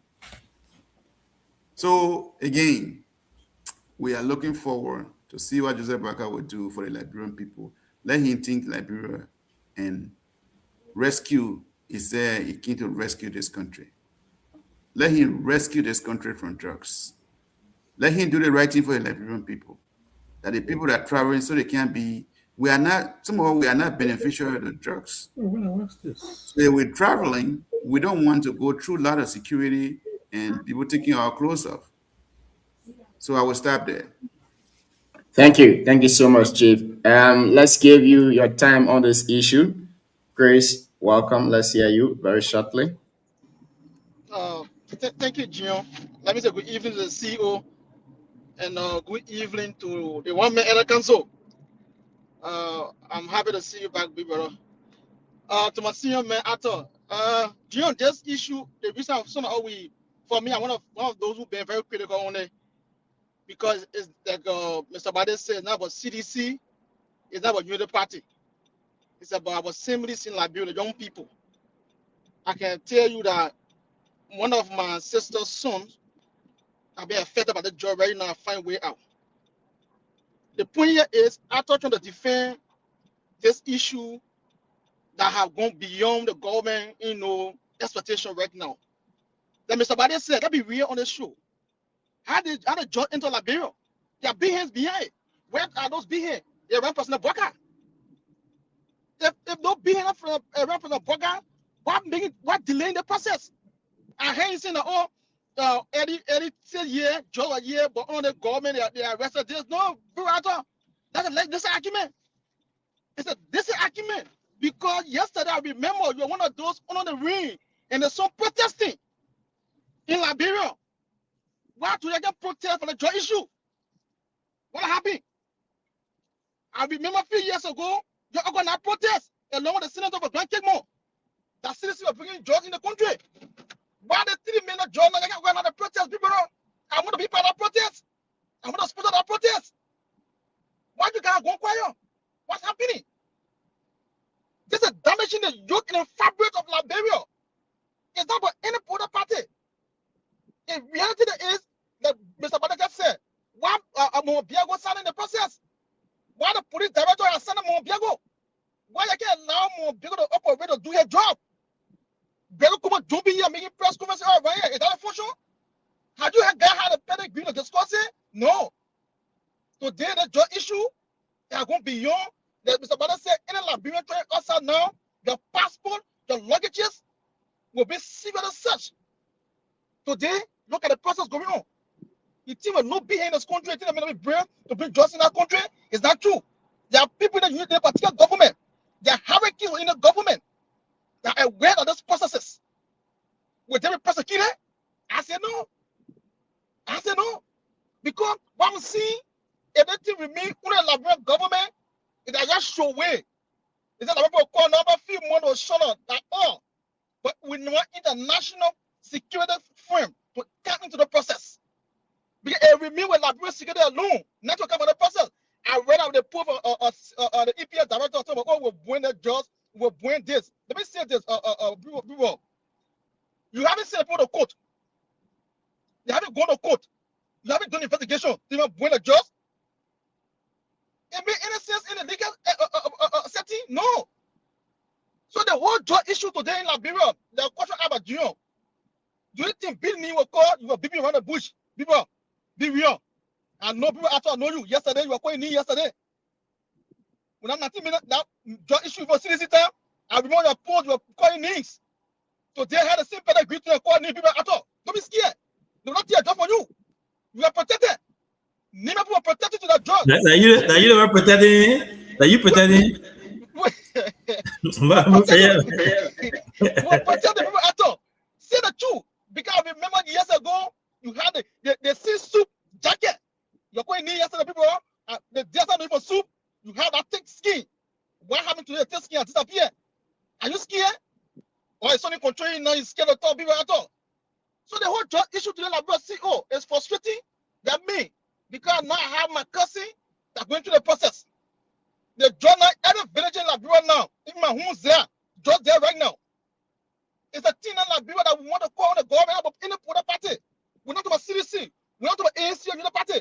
We are talking about Liberians, the young people that have been damaged by the drug issue, the cartel. I want to see that God did not say a few years ago that when they see the judge on any ship, is to see the ship. We want to see where the judge been arrested, the horse have been arrested in. Let them sell that house and take the money and put it somewhere. We want to see the action. Not the talk. But again, in Liberia, I hope President Boka, the world looking at you. If there will be the same song we sang before, that after 1 year, like people don't say attention after 2 weeks, it will die down. When it die down, you're not part of it. Put the record tomorrow. But again, as I said, there are big hands behind are President Boga. They're not being here by this time. They're go far. But their needs are being here in the government. Thank you. We look forward that the President Boga himself will take on the matter to the regular people. Thank you. So I'm glad you say you were to sponsor the protest. So when we start the protest, we'll reach out to you for your contribution. Of course, but you know, one thing that we forgot to mention, you know, since our man DK lost, that the first time for your Fargo brother to come on the show.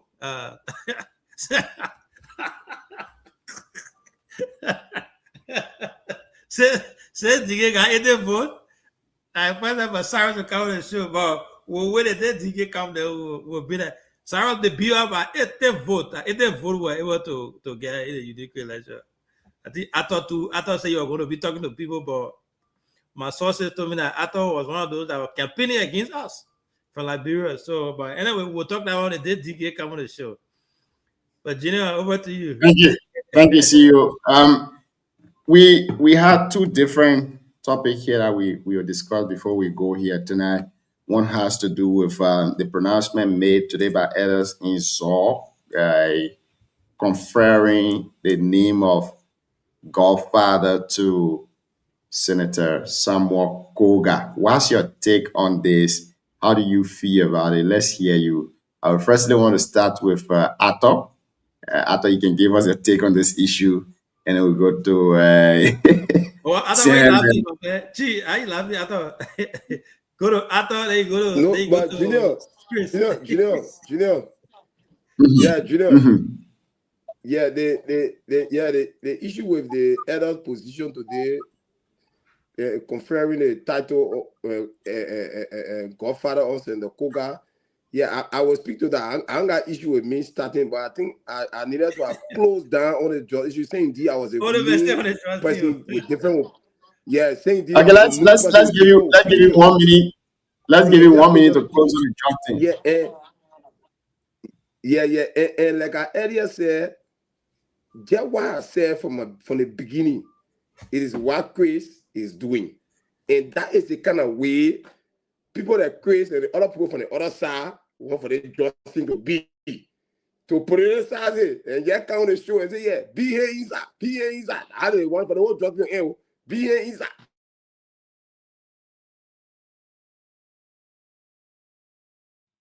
Well, be here inside. It don't work that Chris. Mm-hmm. Yeah, I think he's receiving a call. So let's go to you, Sam. Let's hear you. What's your take on that issue? How do you feel about what? Today, Senator Koga, the title Godfather was conferred upon him by some elders of Zor, specifically in Zor Zwale town. So let's hear you. What's your take on this thing? But John, why waste our time here, though? The thing is, who gave the title Godfather? Was that the elders of Nimba County, or was just Senator Prince Johnson just gave himself a title and it suits him well that the Nimba people embrace it? So should we come here and say so if the elder of Zor gave confirmed the title, the elder of Tabeta, the elder of Baybona, the elders of Yahweh Menstrom, the elder of this, are they in agreement with the title? Listen, I would say it, and I will continue to say we got political elders in this country. So these political elders, Junior, again, it bow down to love for money. The love for money in Liberia is too much. You see, some of the things that are happening with the drugs is the love for money. And these things it's not stopping right here. It's going way up. There are a lot of people behind these things. The love for money destroying this country. Those are political elders who just decide to eat some money from Koga and say, you know what, you know, who would not want to get, I think at the end of the day, he was giving what, 5,000, right? I think the Gui was speaking Ponsoru or something like that anyway. So I think it's like, you know how to say 5,000 Gui again? Why, sorry? yeah, okay, well, so I think it was like 5,000 you were giving to those people. But Junior, in the kind of hard Liberia, the tough Liberia, where I just came from Bang, tough. You travel in this country, very tough. If someone gave you 5,000, the name alone is a big, you know, sometimes they say 10,000, 20,000, that they can food them. When they tell you say 50,000 in the country is nothing. It's just a big name, nothing. By the time you go low, it's finished.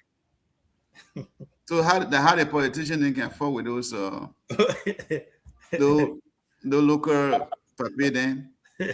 So they don't think that just there's no need to waste our time here about political godfather. First of all, the last time I checked, it was not the Nimba people that gave the name or the title political godfather to Prince Johnson. Prince Johnson just got his own title and carry it. Nimba people they bought into it.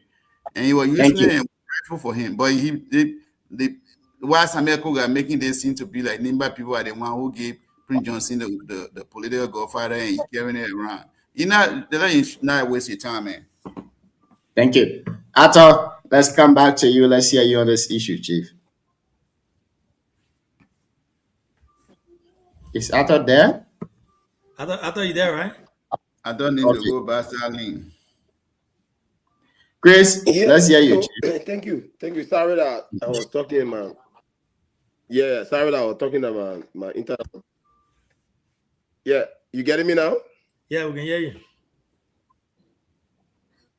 You getting me? There is a delay from his end. We can hear you.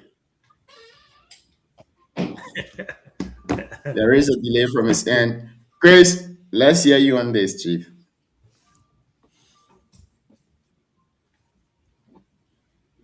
Chris, go ahead, my man. You are muted. Okay, thank you. You know, I will have different view from the other council. You know, the thing started when people were talking about senior senator, junior senator a few months ago. I personally took on myself this, you know, per the constitution, and other people supported. Oh, the VP said they made a senior senator. Here we are today. Yesterday, while it was not done rough yesterday, they said it was senior senator just acting on it. They say yes, it made a senior today. Sinakoga is a level the elders to decide. They can make a decision. Even in a house, your chair when you're chewing, they're chewing half the other 1 year will be the leader in the family. So I don't think it's issue that the elder in one direction. No, the other thing that the tradition after Senator Johnson death, what the role Senator Johnson play, maybe looking at the thing that's per tradition. I'm not talking about other stuff. I ask you for traditional background. Per tradition, the thing that Senator Koga understand the tradition. And before they gave you the godfather, need somebody who understands the litigation of the active and the cultural activities of a setting. And I believe that Senator Koga has what it takes to be the traditional man. So in that direction, the elder fit in a wisdom. It can be the voice of the country. And you will speak without fear. Because being a godfather of the country, not someone who have left and right. And I think that past few months, Senator Koga been the one who has stood tall to speak to the power. So I think that the decision to upload the elder from my who understand tradition, but also on the other hand, too, a tradition dictates who I am to revive the decision of the elders. And I think that the decision for the elders today is a good thing. I will encourage Senator Koga more not to bow down to anybody. I will encourage Senator Koga more because when you are godfather of the country now, you are voice of the people. You are the voice of the people. So I think that the elders, what it needs to do is now to tell Senator Koga now you have the power. Don't bow down. speak to the power, speak to the reality. If you are godfather now, you are the father for everyone. Even if a bad person was all on you because your godfather comes in. So again, I said bravo to the elders today in our area who did that bad thing today to name me godfather. And I will invite the Koga officially. You have a traditional time for that. And people out there say, having a simple tradition. I will officially also invite in the Koga to him where the elder Betu, where great men can meet to decide fate of tradition. To also come to Nima or go to Betu, then they will say, you talking tradition in Fargo, hold the tradition in Fargo, man. They're going to tradition in Fargo.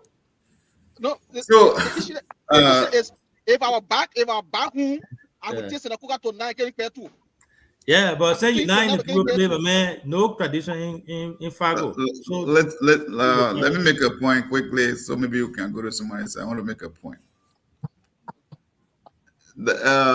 Listen, my young brother Chris, let me say this to you. We shouldn't sit down. I mean, when it comes to tradition, work Petro, man play, all those places, we know it. We know what's up. Okay, I know what's up. Okay, but I can say boldly to you something that will bring confusion in Nimba Kante at some point in time. We shouldn't embrace it. Nimba Kante, does not have an elder council that the chairperson could speak for the elders of Nimba Kante. If they do, then maybe I could be making a mistake. But if they do, the people who confirm the title on Senator Koga, are they the representation of the Elder Council of Nimba Kante? I guess not. Because the people of Buyao, the people of other districts and chiefdom in Nimba Kante, I believe, they might have different mindset of who can be a godfather. So what I'm trying to say here is that the godfather title should not be something to be fighting for. Prince Johnson himself, the people of Nimba Kante, the elder are not the one who decided the title on Prince Johnson. Prince Johnson was speaking to the people of Liberia. He said, I am the godfather of Nimba Kante, based on what he did during the war, based on his commitment to the people of Nimba Kante when he liberated Nimbayan from the dark days. Okay, the Nimba people agreed. The now elder council, decided that Prince Johnson should be godfather. For Senator Koga to come today, and the other group of fragment of elders going together, maybe they came to look for their 5,000 to say, okay, you are the godfather. And at some point in time, someone will get out to us and say, I'm looking for a godfather title too. So what will happen in Nimba Kante? That thing shouldn't be just something that the elders shouldn't be more into those kind of things, because they are not the one who get a position to Prince Johnson. So therefore, they shouldn't even play part in it. But I understand too, they got to get 5,000 to buy their bread. Thank you. Before Arthur come in, I just want to let me come in and make my point. Then Arthur will close it out there on this topic, and we'll go to the other one. So we want to have justice to this discourse. We want to be clear, right? So Honorable Koga did not go over there from the video that we saw. He did not go over there asking for eldership. One, and then two, Ndana, maybe you didn't listen to the clip when the folks, the elders out there, when they made that pronouncement, he came out and spoke, and what he said was, in Gio now, the topic about godfathership you guys talk about, an individual cannot confer that title on himself. I don't know if you listen to that. So he never even accepted it. He said you cannot confer that title on yourself. You have to earn it. That was his quote, and I'm paraphrasing that. So when we come on and try to make it as if he went around asking for it, and then when the people say, "Oh yeah, you the godfather," he say, "Yeah, I'm the godfather." That's not what happened today in Zwali there. The elders talked about it, and after that, when he came to speak, he spoke, and then from there he said the godfathership thing, and that's something you can ask for, you can go something for. That's something that you have to earn in Gil. And now, I'll act according to that. So that was his point today. That's why he said today, and we need to make that clear. So other people can talk about it the way they something that was the issue, that was the topic there today. Now, with the godfathership. Quick question, please. So if he says it's not something that someone can confront on you, it's something that you got to earn. Yeah. So how he said individual cannot even confront it on himself. Is that correct? No, so how you say the way PYJ didn't say I'm the godfather. So what he was trying to say was the thing the elder than say, no, that elder than that. Elder than a Christian said tradition and stuff. Elder than when the people speak, you can't stand and say, oh, no, XYZ. You have to be able to answer accordingly as elder. You're speaking to the big people. So what he said was the godfathership you guys talk about, I hear it. But that title is not something that you can confer. I'm just translating it to English. Maybe I thought all of you got different English whatever you can use for it.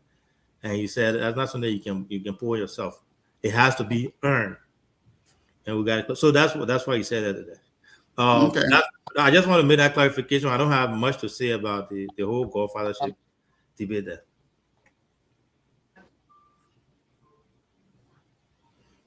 Thank you very much. Ato, let's hear you, Chief. Yeah, after that, there you do. I want to go to the other topic. The other topic is one I'm really, really interested in.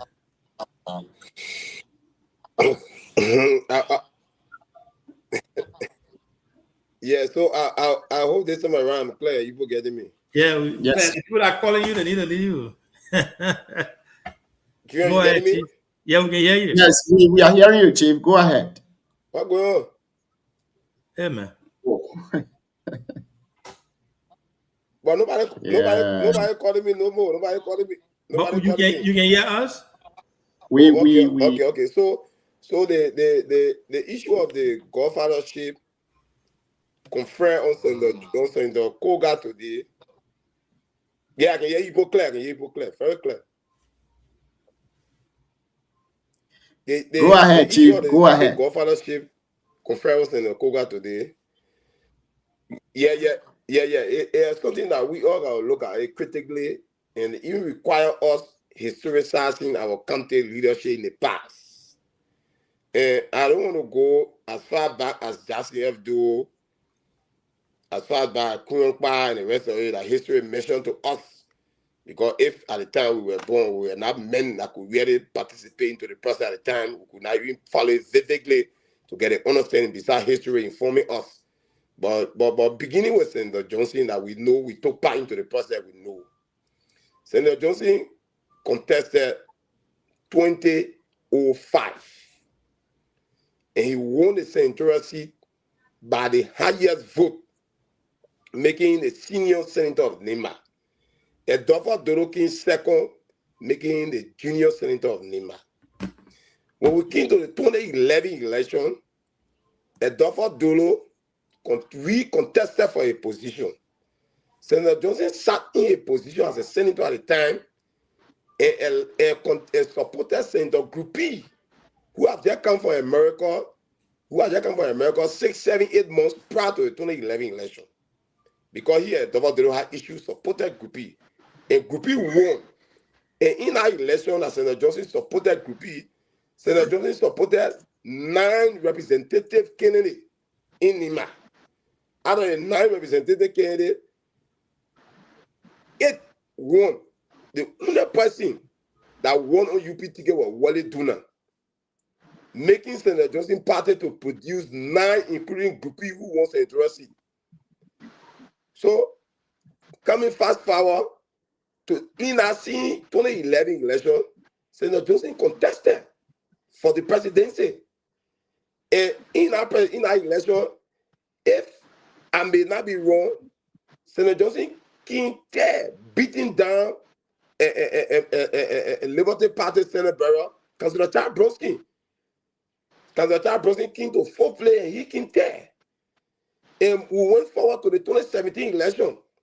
He did the same thing by producing people on a party's ticket after AUDP got dissolved, coming to MDR 2017 by producing people on the same party ticket. And majority of those who won in Nima representative seats also came from a party.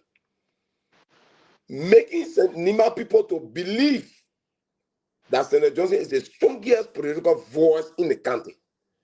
Like Sarah Regner said, Senator Johnson did not, the Nima people did not confer godfathership on Senator Johnson. No, it did not happen. Senator Johnson believed that after successfully completing all those political journeys that led him to bringing men on board to a party and he winning and having one of his biggest legislative caucus at the national legislature and one of the loudest voice in the Senate at the legislature per party seat. It made him to believe that indeed now he was the godfather of Nima. And we bought into it per historical electoral history. We bought into it. Historically, godfather shall not be conferred on people. It's not. And that is a historical contradiction that took place today. That was a breach. That was a breach, and that was a violation of our tradition that was exhibited today in plain view. And I listen to CEO. CEO said, Senator Koga said that godfathership is not something that you can confer. Is that something that you can confer on people? Is that something that's spoken give to people? Is that a denial or is that a rejection? In my mind, it's not a denial nor a rejection. If Senator Koga is true to himself and know that godfathership, that's something that people can confer on you, it's something that you work for that guy a long historical journey that you yourself when you pronounce per your history that I am this, and the people believe in Fado, he will have rejected that today. To just say, that statement was a political statement. That was a political statement also used tactically to agree with what the elder said. By joining them today to honor our traditional ritual, our traditional ritual in the country. That's what he did today. And that's a bad beginning for Senator Koga. He's my own big brother and my friend. That is a bad beginning for his politics. He got to be careful. When you order zealous for certain team and you get it the wrong way, at the end of the day, your political lifespan becomes very short because the way you conduct yourself. And when that video, Gio, you brought that entire thing to me. I did not follow a conclusion like you just explain and the CEO explain. But in my mind, was and you will see you will see a lot of problem in the country. Another elder group will come very soon and debunk what they put day to day. He said that was not the elder council of Nima. You see, they will do it. Is that what we want? When Senator Johnson was referred to, but when he himself said he was a godfather of Nima, no elder objected to that. It was agreed. It was agreed by a decision. Every presidential candidate that Senator Johnson supported with the exception of 2005, all those candidates won presidential seat. They won presidency in our country. So you're never. So to come out and say that the Pope say they confer on you, they say, the national you can confer is not rejection. In my mind, Senator Johnson. So are you saying that Senator Koga should have rejected that title today? Is that what you're saying? He should have rejected that title and tell the elder say it is not how godfathership is given in our country by our country history. Thank you. In the opinion of other people, they will say rejecting the title also means a disrespect to the elders. But let's pass that topic.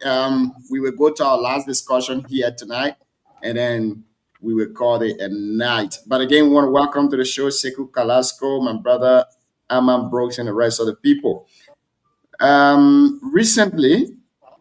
Very recently, a Liberian politician and a public figure by the name of Miata Famule.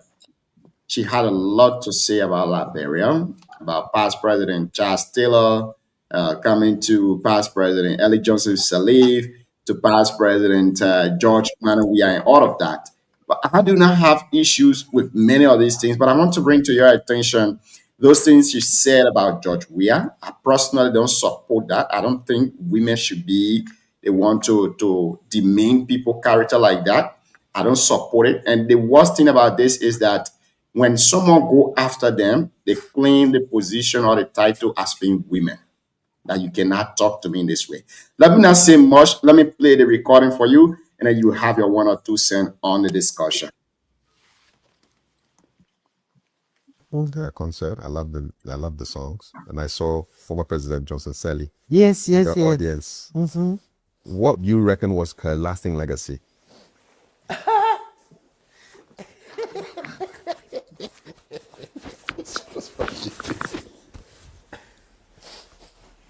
Her lasting legacy will be that she unleashed George Weah on us.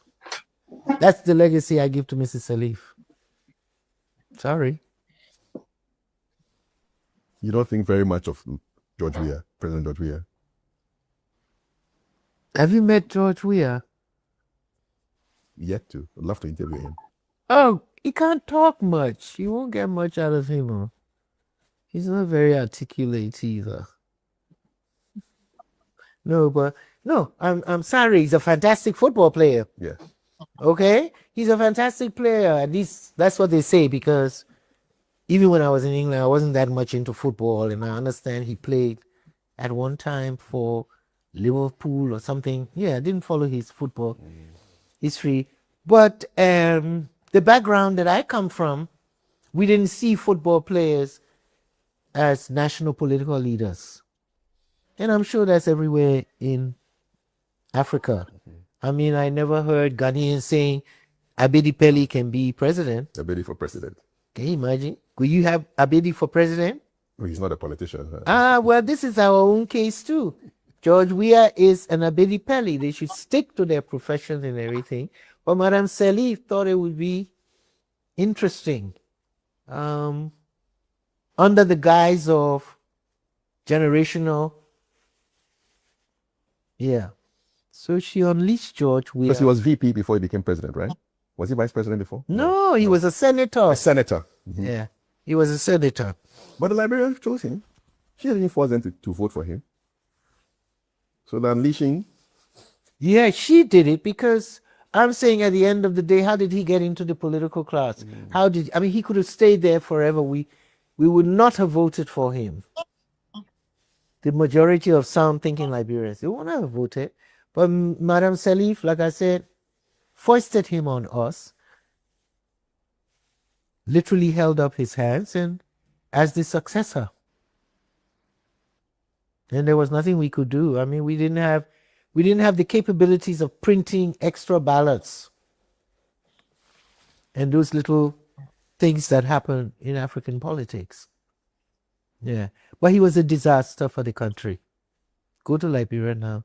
They will tell you he was a disaster.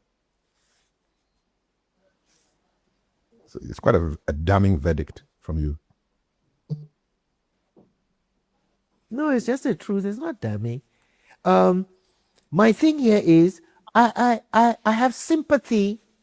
I can even have sympathy for George because I know his limitations. He had absolutely no interest in governance, in governing our people. He was just happy to be president, you know. Well, that's it. I don't know what's your take on this. I don't know what you think about it. But President Weah's special aide is here tonight. I would like to keep him last on this discussion so all of us can talk. Then maybe he will come in to close us up. But for me personally, I think she erred and she owed the Liberian people an apology. She owed President Weah, former President Weah, an apology that you cannot demean someone like you did.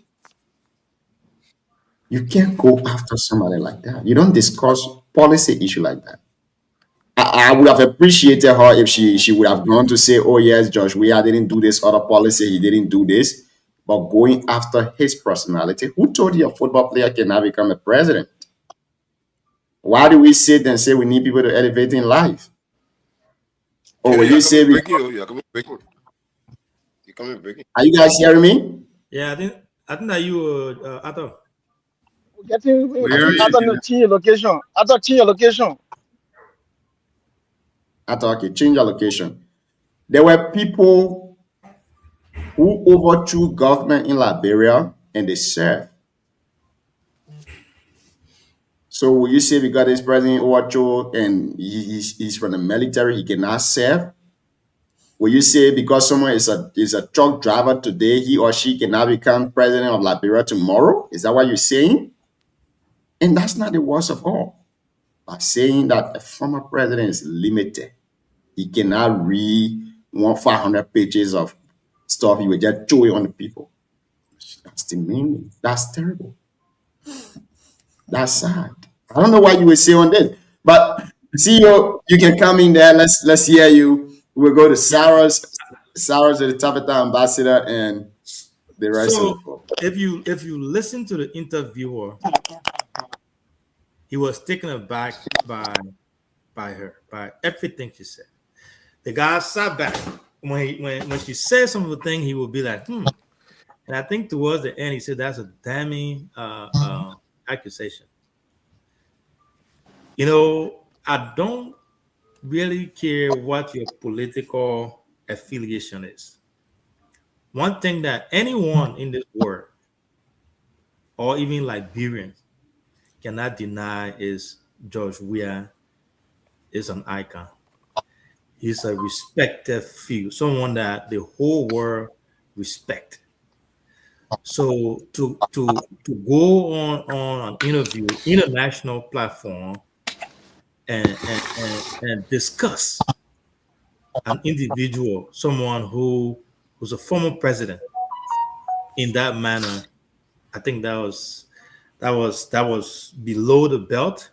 I don't know if she has any personal issues with him, but she crossed the line, and it was very shameful to the point where the interviewer body language spoke to the interviewer. Most of the things she said that did not make sense, and they did not add up in any logical school of thought. Your career doesn't define you when it comes to participating in politics. The list goes on and on. You know, they got several athletes around the world who went on to serve their country as politicians. So for her to say that, it was, the sad part was there was some point in time where she even attempted to discredit the legacy and how superior George Weah was when it comes to football, right? And then she shot herself in the leg and then started calling Abedi Pele, Kanu from Nigeria, and then you claim that you don't know football, you don't follow football, but you know Abedi Pele, you talk about Kanu, you talk about how good they are, but you're looking down on George Weah. So the fact that she even attempted to discredit the man's legacy when it comes to football, it tells you a lot about politics. She could have disagreed with politics, his politics, what he didn't do, you know, and all those things, for of insulting him, because I see it as insult, talking about his limitation and all that, something that I don't want to even repeat here, but. So when I watched that interview, it was sickening. It hit me into my stomach. And when you see other people trying to defend that, you know, it tells you how bad, how polarized our body of politics is, right? So you leave George Weah, leave Liberia, he goes out, the whole world respects him to the letter. And then you see your fellow citizen, your fellow Liberian, going on air in Ghana and discussing the former president, talking about the man. Limitation and all that stuff. For background, she claimed that where she came from, footballers were not meant to be, you know, politicians. So to me, I think it was disgraceful. It was sad. She had no right. I don't know why she did that. There has to be a lot of reasons. And lastly, before I let the other folks who really want to talk about it, I think she insulted the Liberians, the people who campaign. People who stood at the pool and to vote for their candidate. And then for her to say that George Weah will unleash on Liberians, I think that's not something most Liberians should take lightly, because the people stood there, they make their decision, and they voted for Weah. You're talking about unleash George Weah on Liberians. Have you gone back to 2005 and see the results that happened, the election results, and then 2011 and before he won? So I think she must have some type of issues with the former president, some type of issue with Madam Ellie Salif Johnson, and maybe Charles Taylor as well. And then she's just using George Weah as a scapegoat to do that. And she actually did that to be able to get the attention she just got. Now everybody is talking about her, and we are being sidetracked from the topic, the main thing that is affecting the country, the drug issue. So I think she's wrong. She owed the president, the former president, an apology. It was disgraceful for any Liberian to go on any air to insult a former president that way in the ship. I don't think anybody should defend that. If you defend that, it's sad. That's my take on it. Thank you. Cyrus, let's hear you, Chief. Thank you, Junior. I will come from a different angle. Okay. I think we making this stuff sound so bad and ridiculous. I don't think so. Junior, 2005. We were at the Zane Avenue playing football when the world best church came, and after the practice, she asked talk to the players. I mean, he asked that the people of Liberia had asked him to run for presidency. I was one of those who said to him, senior player, I don't think the position is good for you. I think it's too big for you. And up to this, in 2005, I have a bunch of friends who are sedition. We good. I had never been, and I would never be. The fact is that I don't think, even up to this point, I don't think George's presidency made a great difference in this country. She might have used some words, but she recognized one thing. And one thing that nobody will take it from the Liberian people when it comes to George Weah is he was a great player. He carried Liberia on, put Liberia on the No, map. she didn't. Let me put you there. She said, I'll play the recording if you want me to. She said, people said he played football. When I was in London, even though I was not into football, I couldn't see it. No, That she was said, read it, report it. He said, like we said, Joe was a great player. We can't take it from No, him. she. Okay, play it. Yeah. Play it. Yeah, the first thing she said, she said, okay, yeah, go ahead, Chief. No, she said people said. No. She never said, she said people said. She recognized that George Weah is a great player, was a great player. Yeah. Let's go ahead with that. Yeah. Let's buy that reality. There's nobody would take that one from George Weah in this country. And anybody who does that, the person is not being honest with himself or herself. But the fact is that she used the word Joe Weah presidency was disaster. It was true. We shouldn't just sit down here and sugarcoat nothing. It was a disaster in this country. I didn't see nothing. I in Liberia. I didn't see nothing here. So Liberians, and especially the youth in this country, their thought was, when Joe Weah comes to presidency, first, for me personally, what I was looking at when he won the election, I was here. I was in this country. So I said to myself, oh, wow, Liberia is going to turn into what? Football country. Did we see it? Nothing. It didn't happen. Instead, what some of the team we saw was what? Buga dancing. Okay? I'm surprised that he's not making songs anymore.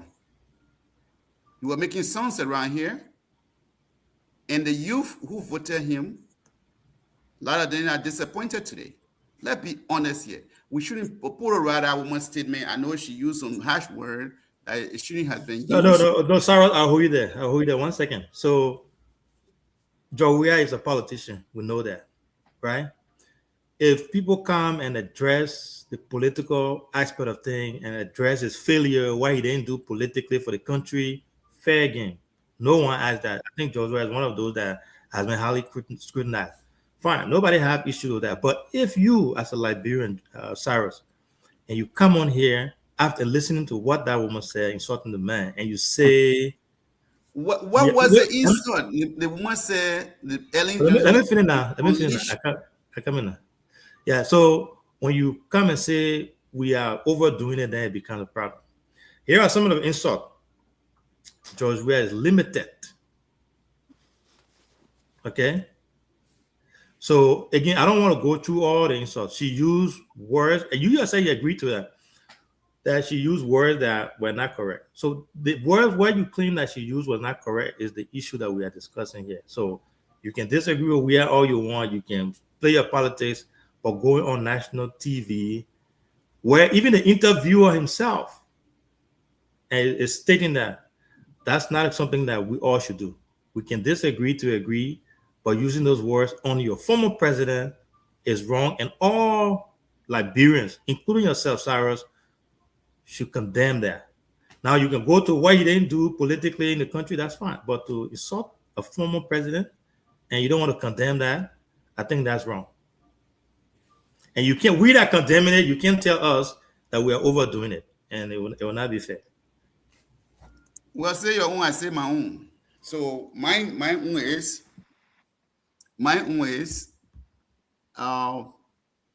whatever word. So let me ask you a few questions, Sam. I beg you. Can I finish on top before you ask me? No. Yeah, do it. Yeah, because you are in flight, so I want you to answer this question for me. What's the educational background of former president? What's the educational background of former President Ellen Johnson Sirleaf? What? I want to. She holds a bachelor. She holds a bachelor degree in accounting. She holds a bachelor degree in accounting. She also holds a master degree in public administration. If you also want to know, for the current president we have, he has a degree in agriculture. How many rice bags have been produced in Liberia since President Joseph took over? She hold what? Masters. No. I'm talking about former President Ellie, not her. No, somebody said she hold masters in what kind of thing? Yeah, Cyrus, go ahead and complete the thought so we can go to the other folks. I know we're not going to agree with you. I think your question was pretty much different from what. So the lady said, the question was specific about Ellen Johnson Sirleaf's legacy. And she said the only thing she can remember is that she unleashed George Weah on the Liberian people. Okay, the unleashed could be she brought George Weah on board. And she specifically said, maybe she used the word unleashed, sometimes words could mean different in use in context. And then she even specifically said that Ellen took George Weah as her successor. Was those stuff, did it make sense? It makes sense. It was his true thing. I was in this country when Ellen made a decision about George becoming a president. When Joseph Boakai was rejected, those things were here. We all were here in this country. We saw some of those things. But my thing is, if there was personal attack, I won't attack George Weah personally. Exactly. Which I think it could be something wrong. But I could say that George Weah's presidency was a disaster. I used the word she used, which is true. There's no doubt about that in my mind. Thank you. Okay. Thank you, Chief. So coming from football point of view, when George Weah was president, what the word he used, he never wanted for anybody to play past him. And so at the end of the day, how do you call it? Lunsa disaster. So what is there to talk about? Thank you, Chief. Thank you. So we will go to Kalasco, and after that we go to Arthur, and Arthur to Grace, then DK. DK, welcome to the show. You leave DK live, eh? Man, driving. Let me talk so I can go because I can't get on the freeway. What do you know you coming to about? Please, Brian, when you sitting there, can I talk quick? I'm talking about man. That guy's so really loud. I agree That that guy's so you really should talk, but loud. you should not talk and go. No, CEO, I agree that DK should talk before me, but you should not talk and go. Yeah, Gio, that guy's will be the last ride. My experience on this ride. That guy's will be the last. That all of us saw that guy's because he been close to the person. No, that cannot go talk. No. Let DK talk. That go talk. DK, go ahead. Chris, So time for that. We got 2 CDC, man. Yeah, crazy. I can ask for you. So we good. And But DK, I you said, talk to Sarah about your 80th vote soon when you finish. Sarah's here. You should talk to him about your 80th vote when you finish. Oh, okay. Yeah, we'll do that later. So, yeah, it's it. I haven't listened to Meta family and what you say about former President Weah and former President Seli. But here's my point on everything that is happening in the country currently. That is a complete distraction about what happened in the country. It almost like President Trump talking about Biden all the time. When they say the war in UP, they say, oh, Biden open the border. When they say, oh, team prices are high, say, oh, Biden brought all the illegal immigrants in their place. It's not to govern for Christ's sake. Why are we talking about George Weah all the time? George Weah is not the one managing Liberia anymore. We said George Weah was bad. Everything George Weah and people did, including our Brian, saying that everything was wrong. Why are we not talking about governance? That George Weah and people brought out drugs recently? That George Weah children mean our drug Bennett that happened in the country? What matter they're not talking about serious things that happening in the country that are affecting the country, they're bringing this is a complete distraction. And we should not even be dignifying people that Meta brother was national security advisor to President Seli. Why advise he get President Seli? And we look for blame people, and the country just got Meta and Seli there, and Seli them were very close when she was president. What distraction is this? When we have serious national issue in the country that we need to handle, and people distracting our mind, this is a complete diversion tactics that I don't think we should even be discussing. There are serious things happening in our country we need to discuss. Upon our president anymore, upon what bar they say we say our part of it, we say upon that store our money, they I don't know 16 billion upon what killed it all the time. All the thing we've been saying is time for us to implement. We need to stop. If we don't stop, then what we say there's no difference between we and upon that. Thank you, Chief. That's my comment. I'll continue. All right, thank you. No, you don't go. Listen to us. Don't go. Like we listen to you. I'm right here, my man. We have to appeal to you yesterday before you come. So yeah. Good, I'm here. No problem. Let's hear you on this issue, Chief. Thank you so kindly for the opportunity. I'm sorry for coming in late, and because I was doing small traveling, so it took me some time to come in. But how be it, I just listened to start going from the very disparaging comments that were made by Meta family, not only to President Weah, President Taylor, or President Salif, but let me address what Sarah said. Yeah, and and these are the same people who jump and become so angry. Not only Joseph Boakai, when Jeremiah Kuhn is mentioned in a disparaging way, you will see the whole show. You will want close from being on the show, and we can do that also, right? We can do it because I know Kuhn very well. Nobody need to tell me who Kuhn is, and I also know who Bwaka is. So nobody need to tell me about them. But holistically, like I said in my post, right? It's that elite mindset that people like Miata family are still carrying in this contemporary period, right? Because if you look at a man who contested in elections 2 times and won it for the 3rd time, and say he was unleashed on the Liberian people, you said it right. That means you still do not believe in democracy. You still do not believe in the will of the people.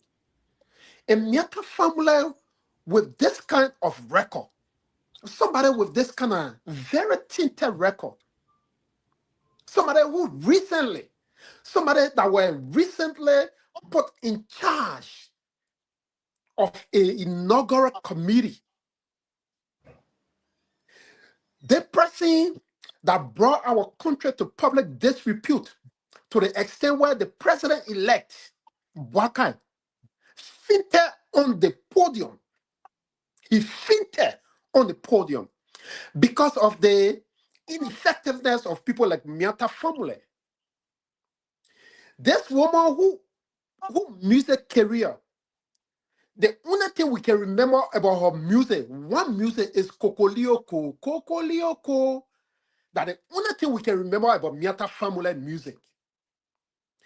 For this woman to go and sit down on a platform, not in Liberia, but outside of Liberia, and not only discredit George Weah presidency, like you said rightly, but also disparage his soccer career. This man that reached the zenith of his footballing career up to current, what he carried until, but he's the only man from Africa who came from Gibraltar or Claratan, from the dusty page, ATS, to Cameroon, France, Italy. And you say there today, and you said it right, if you could recognize Nwankwo Kanu, who paid greater respect to George Weah, if you could recognize Abedi Pele, who paid greater respect to George Weah on the footballing field, and Miata family, you sit down and say, this man leadership was a disaster, and when you are supporting a president right now that have brought the sovereignty of our country on a serious security threat, you support a president who, up to current, where Colombian or video footages are coming up, threatening the sovereignty of our country. You support that kind of president. Then you talk here, or you sit down on the platform, you talk about disaster. Do you know the definition of disaster? Or you just speaking it because of English word? Do you know the definition of what disaster is? Disaster is when you have a government where top-notch security officials are implicated in more than half of billion that are cocaine. That's disastrous. But we'll go into that subsequently, and all I want to say here is I have responded to Miata family because I know Miata family. Miata family, when President Weah, at that time he was playing soccer, there's a woman who used to visit George Weah in Abidjan. Went to Abidjan, visited George Weah. I know when the person who's the cultural ambassador now, Malawala Balawala, when they were there, with Fatou Geffler that is in America, people like Miata, they were all not George Weah doorstep. But the mindset, that's why we should try to discourage. Look, we can disagree. I've conducted interview before on VOA. I disagree with the Unity Party government. Of course, I would disagree. But I will never, ever make any disparaging, personal disparaging comment about just like you might Boakai on international or to go be looking at. No, I can do that. I would disagree with his policy. I would disagree with the government mode of operations. But we should not come here and be acting like Liberia today is a heaven. And you're talking about disaster. Do you know what disaster is? Sarah, do you know what real disaster is? Or because today you are associated with the leadership that be, that's why you don't know what disaster is? Do you know the country you from today? Do you know the expansion of road in our country was started under George Weah? And you sit down here today, you talk about disasters. Do you know what disaster is? But all I want to say here is, I believe strongly, Miata family's statement was very disparaging. DK West said it right. This country, I made my post and I finished away and I came back to these drug situations. And I believe that we have a greater challenge in our hand. We have a greater challenge in our hand. That is the cocaine situation that have brought our country into a public disrepute. I was on the train today. And while on the train, there was a guy who asked me, "Oh, where are you from? You support Arsenal?" I said, "Yeah, I support Arsenal." He said, "Okay." So where are you from? I said, "I'm from Liberia." And Adi, it was surprising to know the guy brought a BBC narrative about the cocaine situation in our country. That is something that we should be talking about, rather than Miata family that have had a failed legacy, failed career. A Miata family that have nothing to offer our country. Or that have also, then you can say that you say, "I know she get a master degree." Why Miata family get a master degree? Where she get master? The woman that dropped out of college, she come and sit down on the platform and say she get a master degree. Where? Or that in the college that Jeremiah Kun built in Nima? We need to stop. We need to stop.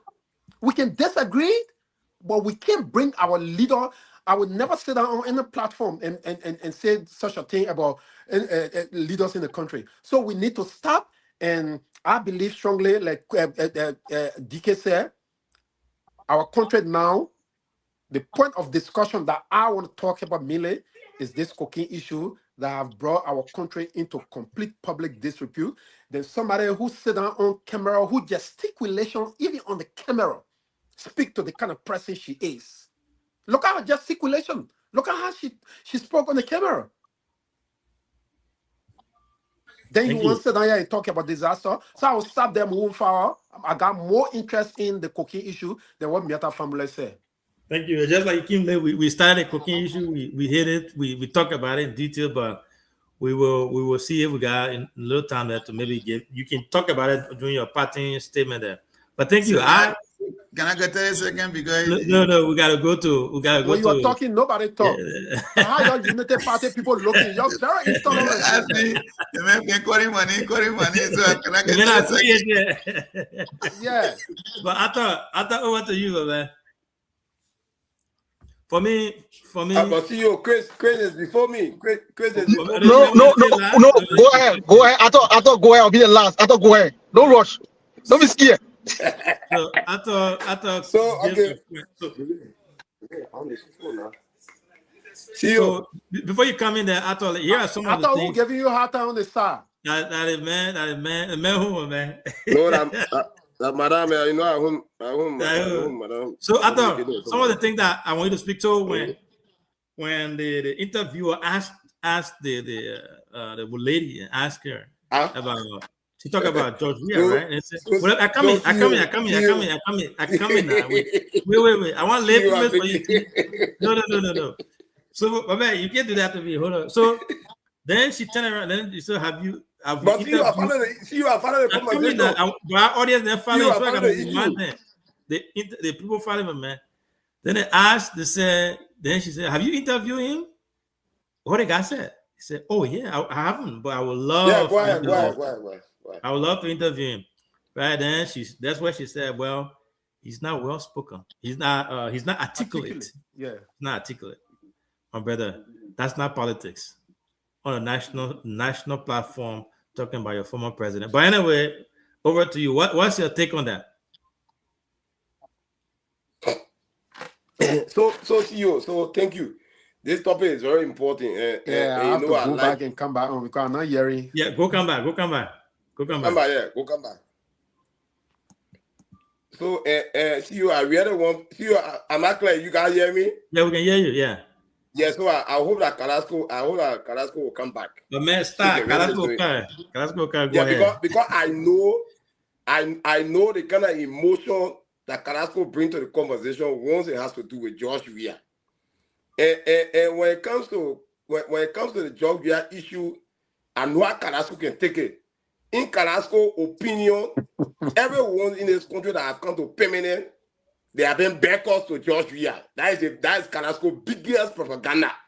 Oh, Joseph Boakai was laying down crying on his knee, begging George Weah. But man, forget about Joseph Boakai and talk about the team. Now you see why I was laying the previous? Now why I was laying the previous for you? Carrasco, CEO, please tell Carrasco give me a chance. Carrasco thought I didn't shake. No, but we gotta go. We gotta move. That's why I laid CEO, you've been unfair to me. CEO, you've been very unfair. You've been unfair to me. CEO, give me a chance. But go to the point, bro. Go to the point. Go to the point, bro. Go to the point. CEO, you gotta control the conversation. Okay, Chief, go ahead. Hit the point. Let's go. So I come in. Carrasco mentioned the vice president name, and he almost said the vice president of banking George Weah. Like he said, Meta formula of baking George Weah.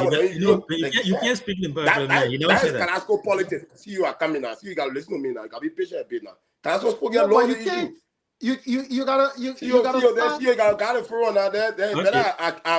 You better reserve my comment tomorrow. No, you're not reserving that You comment. can reserve it. You can reserve it, but we're not allow you to distort. We're not allow you to distort what is unfolding. So you allowed to make a comment. I'm coming. But see, I'm coming to the issue. Y'all give me chance, CEO. See, I'm coming to the issue. Hold on. I'm laying premise. Carrasco mentioned the vice president. That's so tight if we're applying to net. The only reason why I mentioned the vice president name, the only reason why I mentioned vice president is because what Sarah said.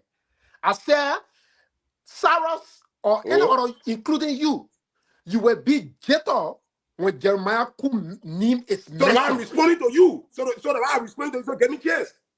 Give me chance. I'm responding to you. Yeah, respond with facts. I got time. See you. Nothing. The best thing to give me the time. When the time over, I'm not done coming off. Simple. All right, Chief. But to hijack me is wrong. No, it's wrong. It's wrong. But let me say something now. I'm Chris with now.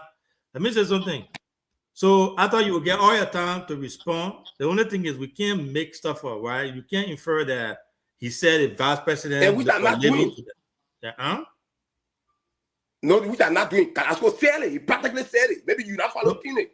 But the key here is that CEO. Let me go quick to the issue. Okay, I got the ability to go back to what I want to say. Let me go back. Okay. The key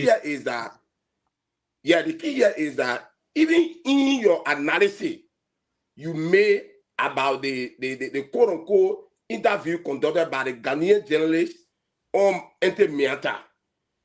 I listened to the interview. I even shared the interview on my page. I shared the interview on my page. I listened to the interview from the beginning to the end. I listened to it from sector to sector.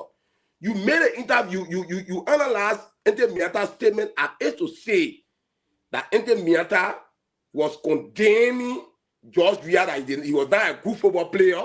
George Weah did not win world best. George Weah did not win European best. Ente Miata did not say so. And she did not intend even to say so. Ente Miata said George Weah is a good football player. And he even went and even said, even like a Petit Pelé. And said, even like a Petit Pelé. Then they asked her about Ellen Johnson-Sirleaf Lekazé. Then she said Ellen Johnson-Sirleaf Lekazé was to support George Weah against the Liberian people, which was a disaster in administration. Any Johnson Sally did not support George Weah to become football player. Any Johnson did not support George Weah to become world best, European best. No. George Weah football credential is unarguable. And Inter Miata did not argue that. Even at certain portion of the interview, she even made it to appear like she did not follow George Weah well in football, to the extent that she mentioned that George Weah played for Liverpool in England, when she was living in England. But George Weah did not play for Liverpool, but he played for Chelsea. So he heard it clearly. So who is Inter Miata family? The first thing is that Inter Miata family is a politician. And listen to Carrasco, apparently Carrasco has not done sufficient research about the families. Inter Miata and her brother, they are bold people, they are people who speak their mind. Despite the working government, that the family work with Ellen Johnson Sirleaf, that the family sister who is Inter Miata family criticize Ellen Johnson Sirleaf government here. The records are here. More besides that, and see you, if you go back during the heyday of Tubman, the family, the two families we're talking about, Miata and Bremer, their father was ambassador in Kenya. I mean, their grandfather was ambassador in Kenya on the Tubman government. But the two children that the family was against the Tubman government, coming to the Tubman government, their grandfather was ambassador. Their father was also a superintendent for Kidman County. But that the family was against the regime. He was against the Tubman regime. The records are there. He was against the Tubman regime. So I'm saying that to say to you that those are people who are used to speaking their mind irrespective of where they stand. That the kind of two people talk about the families, the Dada family and his sister Miata family. So to second the argument that her brother was a national security advisor to Ellen, why she did that is not true. She criticized Ellen here many times. We were here, we witnessed it. She criticized Ellen while her brother was there. She criticized Ellen. So what the lady did was that the Inter Miata did not really say anything that was totally wrong, like you presenting it. Inter Miata was saying that George Weah was supported by Ellen Johnson Sirleaf to become president of our country. And George Weah administration was a disaster. Yes, that's true. I agree with her. That's why I share my page. You know why the administration was a disaster? I agree with her. Civil service salary could not have been paid. You think when I say disaster, I mean go pay him over alone? No. People work, they are not getting paid. That's a disaster. They're not eating. That children's school fee not being paid. That's a disaster. You know what I'm saying? All the top baby were being killed here. President Weah said they were boyfriend and girlfriend. That was a disaster. Oh, you want to tell you more about what was the disaster that the Miata family said that you don't want to pay it? Yes. From here to the southeast, President Weah wore blue suit. He walked in a mud. That was a disaster. That was a national road disaster. Yes. CDC government officials from the southeast were passing train petrol, including the speaker. When citizens from the southeast were paying 18 to 20,000 to ride MTA buses, I'm not MTA, but to ride truck to go to Maryland. That was a disaster. The Inter Miata family say Inter Miata family was wrong. She was not wrong. She did not question George Weah's football credential. She did not do so. But she questioned George Weah's administration.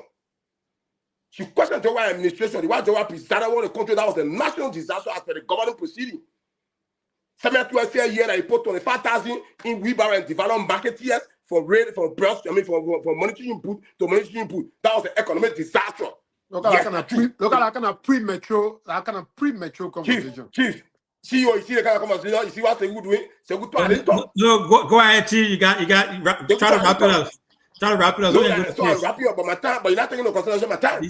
Go ahead, go ahead, Chief. À certain point de compte, Segu Carrasco est hier. À certain point de compte, du la tonne c'est Civil Servant qu'on a TP. Segu Carrasco then when they pay Zogo, that was a disaster against the Civil Servant livelihood. At certain point in the we stood in line to buy gasoline for almost 1 month. Okay, so now let me come in now. I thought we got to control. Let me come in now. 1 second. Yeah, but the thing is, you're not in cash here. You're making all the point. No. Carrasco, you talk. I didn't talk. 1 second now. That is moderator, homie. Yeah, so you making all the political points. No one question that. We can come here. We can come here. We disagree with the political aspect of it, everything. The main issue here tonight, the main issue, point of discussion here is, what's your take on the word that you use on the former president? Would you have used those words if you were in that seat? But see you, I keep saying it. The woman men administrative governor of our country, we are was a disaster. That was a moment. So referring And to the that's true. referring to the man as limited, you feel sorry for the man because he's limited. So that's the place. That's the place I was coming. And I think that Oh, the rest okay. is slip. Okay, then And hurry up. I want to be honest with the comment. I think that the rest is slip. Okay. I think that the rest is slip. Mhm. But the issue of Georgia administration being a national disaster, that's true. But you said And we going pray back that to we what should you come back. said. Let's You go said to going the back to what other you one. said. You even get a brave man. Carrasco. You even get a brave man to say good thing about it. You're not brave. So you Brother, go back and repeating what you said. Brother, I know how I say here. Yeah, okay. Wrap it up now. We gotta go to other people. Yeah, wrap it up so we can go to other people. So CEO Uh-huh. Ente Miata was clear. She's a politician. She spoke like a politician, and she spoke about George Weah, administrative governor of our country, was a national disaster from sector to sector. Our entire health system was broken down to the extent that the American ambassador went to Lofa and said George Weah government placed money in the budget for very cleaning the hospital, but the minister were taking the money back, and the hospital were very poor with no medicine. Was that a health disaster? A politician who stole The inaugural American funds. ambassador said, CEO, we were in a country, the 9 embassy issued press statement that I thought we can move on to the next person now. So you want to wrap up? I'll give you the opportunity. So the media closed and says the matter did not say the mistake she made when she slipped, and I think she did because of emotion, was to refer to George as a limited person. George is not limited. George is a talented football player, and he play football. He won world bear, European bear, African bear, so he cannot be a limited person. Thank you so much, Chris. Over to you. Wrap it up for give us your take on this. Thank you. I know you're grinding. Forget about London and speak. You support Carrasco. Why are you grinding for? Yeah. So after this will be. After this guy will go to. We'll try to wrap it up. Chris. So he go. So I want 30 seconds. Craig will be represented. Interpret this one. Give me 30 seconds.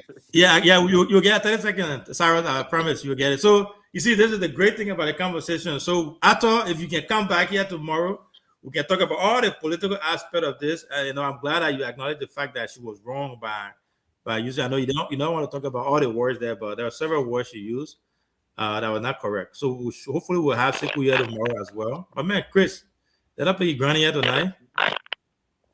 If you continue grinding, I will have to move on. I mean, you America got internet. Yeah, I know that. Yeah, hold it, man. Talking about tradition. Sarah, 30 seconds. Get Yeah, Sarah, Sarah, 30 seconds. Yeah, man. We're not waiting for that, man. Thank you. Thank you, Sue. Of course, Carrasco. I know disaster. The man, know your stuff, man. Of course, I know the definition of disaster. I thought later off pretty well. Well, pretty well. So that's cool. So you, Joe is injured. Again, I will be, if I say this, if I took away Joe Ware professional football, a great footballer in the world, I would be doing injustice to myself. I recognize that. But politically, no. Almost everything was a disaster in this country. And I thought lay it out real. I came to this country at some point in time when at 10 o'clock, everybody rushing to go home. They don't want to even be in the street at night. I mean, that man carry our bag. Are we moving far? Because I know why. Yeah. Carry our bag on. Because we'll come back. So when you get there, Brian, we'll be back here again tomorrow. We can talk about the political. We can set up the topic. We discuss that. But tonight, we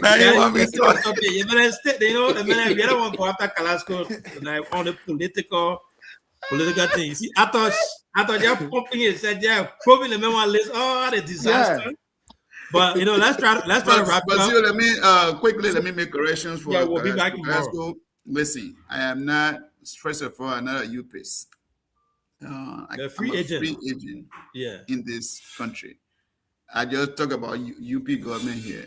I got no backing for Jeremiah Kun. If he does anything wrong, I will talk it.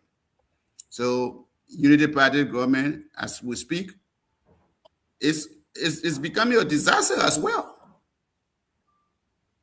So I will not sit down here and just sugarcoat nothing. Once you have your police, whole police unit, and engulfed with drugs, the cocktail with drugs, it's a disaster. I think I would take my word, some of the word I use on you, I would take it by small. Oh, you gotta be a free agent. You gotta be a free agent.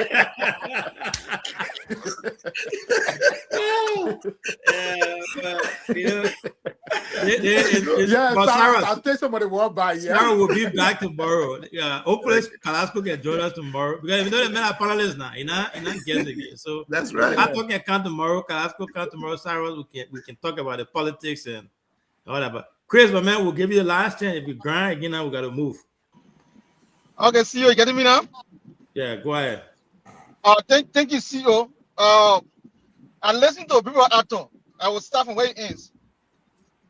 It baffled me when Bibo Ato tried to defend the record statement from Mel Famune.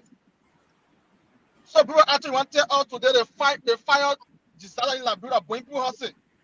Should we say Boaga the government is a disaster to the Liberian people? I think want to tell us today that the Phoebe Hospital in our area that have been closed, necessary protesting. Should we say that disaster to the country by the government? I don't expect that for the people at all. As a citizen of Liberia, to be able to condemn whenever someone make a record statement on national leaders. That will be real. This is the issue I'm daffing up. I hope that Miata Fodo could have the same courage to address her own brother that of Bogan family. Because all of the things that happen in Liberia, Bogan family is what the agitated. But the thing to be put missing it. It's out there. It's a documentary out there. To America, you have the food for broken part. They took the Liberia to Sebalun. What the TRC report? Actually, had the courage to address her own brother, Bogan family, who brought the generation to that suffering Liberia today. The Liberia won the Civil War, and she had the courage to address her own brother. She don't have it. But yet today, she made record statement of a national leader. And we sit on the platform and support the idea and defend the year. And for me, will you be happy for some of the Vivi Jamakuna that way? Will you be happy people at all? That property is sir, as the CEO said. Think about politics. The statement of Meta Famuna is disrespectful to not just person we are, but the Liberian people that went to the pool. You elect that man as president, and she sits on in Ghana to condemn the Liberian people's decision. She feels that she's more educated because that's how the family behave in Liberia. They feel that in the educated class, they condemn other people. Where is Boga Famuna today? The agitated of the issue today in Liberia that went through. Boga Famuna here is inside, going to see the report. And I'm not surprised because all the posts on Facebook, my job on the party. And people are talking for right today on the show. And you saw national leaders. And we can't apply for a defender to say, oh, because he was not pay. It's not under the government, I said, not pay for the government. You are talking. So, you a disaster to the people? I think it's wrong. It's wrong. And besides, I don't say this. I'm not surprised people are Saros. I've been people are Saros here for 7 years now. He had never wanted to group a job here. He had never wanted to group a job here. So if we can't apply for it, say, oh, made up on that statement, as a council, not surprised. We are not one day support a job here. Anything I may do is going in your eye. But let me say this. Today, position in tomorrow, someone will be in that position tomorrow. Today is so President Boaga, as she did the President we are. Should we so Vivi Jamakun when you're in the position tomorrow? Is we are trying to take us on the platform? Is it a culture that we have in Liberia to see on national platform to insult from leaders? And we count a show because we ask what the Palestine and defend on the platform? People at all, you serving soup, you know how to behave. I don't expect that with people at all.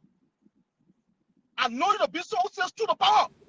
All right, T. People at all who say true to power. But now they are confused. What control you?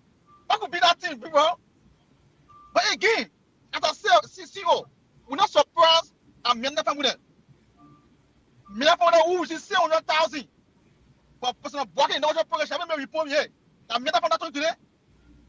Everybody after the show coming wrong. Everyone says is that right? Thank you. Thank you. Never. So CEO, again, as I said, right? Now be careful. We have our disagreement politics. But to go on national platform in suffering leaders. Is that good? And when the fact tell the man that bring for decision the man, and people I thought on the show say, oh, because you're not to pay, should I tell your government on the regime? The fire disaster taking place in Liberia. Is the government disaster Liberian people? Should we talk about the just issue that we today that on their own government?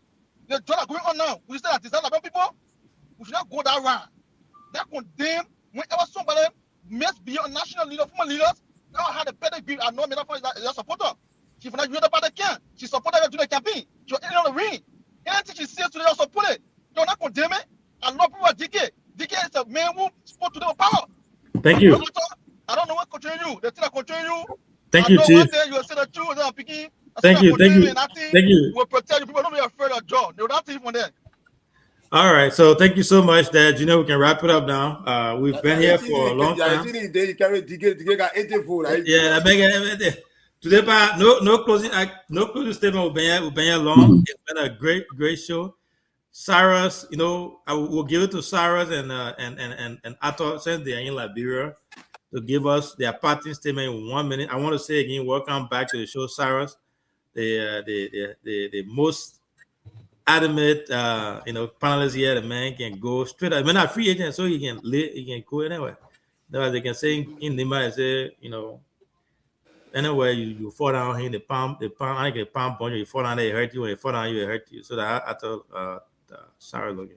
But Cyrus, 1 minute, man, please. 1 minute, close us out, and then we'll have, I thought, probably 1 minute too, and then we can call it a night. Thank you, CEO. Thank you, Junior, Arthur. The Deputy Ambassador Carrasco is gone. It's great to see you guys. CEO, it's a bad day for our country. We are praying that God himself should guard this country. It's a disaster for this country right now. The way this investigation and drug thing is going on in this country, and then every Liberian should be worried because we don't know where we end. We hope that General Prince Johnson, the man who really working hard in the security sector, that he alone cannot fight this thing. We hope that the call that these folks are making, the government is listening to it. That I would suggest to the government, if they are listening to my voice, let them deploy AFL. Safety of this country. I thought, Cyrus, I don't know. You saw the president security in Buchanan. The man, I don't know, special forces. Oh, they got him in from Israel or what? My first time seeing the man now. So to quote it, I would say that I'm not about them big. This country, AFL should be deployed, and again, the SS is that SS whatever the director, EPS. The EPS director need to take the announcement he wrote on the Facebook page. That thing is endangering Liberian life as they travel around. That's a bad comment ever to respond to drug cartels. Let's be honest here, man. That thing he did, I'm wondering why is he thinking? As a whole EPS, his job function is to guard the president. He go wrote nonsense like that on Facebook page. What is he trying to do? To make Liberian people die? He's very active on the Facebook page, man. So I start right there, and I will see you guys tomorrow, hopefully. Thank you, brother. Thank you so much. Thank you, Cyrus. My very salute to you. I know, man. Can I recruit you? Let's see if you can recruit Cyrus. But other man, agent. I'm a man manager, so all the transfer fee. They travel. They travel fee that big travel fee. After give 1 minute, man. Close. Give her your party statement. We'll go to Calasco. No, yeah. CEO Calasco, Saros, Chris, Junior, the rest of the guys, and the listening audience. Let me say it was a wonderful show. But see, let me close by using my 1 minute. Calasco say he joined us late. Yeah, I have 1 minute. So I time me go. Yeah, no, so I used it. Oh, you used it. Calasco. Oh, okay. Thank you. Thank you so much, Calasco, man. I know you missed the drugs part, so we'll give you 3 minutes here. Close us out. So we'll be back tomorrow. Thank you, and thank you, my beloved brother-in-law, for using your time to be. Yeah, but again, thank you to you guys for the opportunity. And you know, Sarah's rightly said this. You know, CEO, I always say this. You know, and to our listening audience up there, whatever the situation is, I still, up to current, I still have people in top places in government that relate to me. There are simple reasons. I work in the office of the former president of this country before. There are things that I would know that many persons would not have privy to know based on the relationship that I had in the past. And we are all Liberians.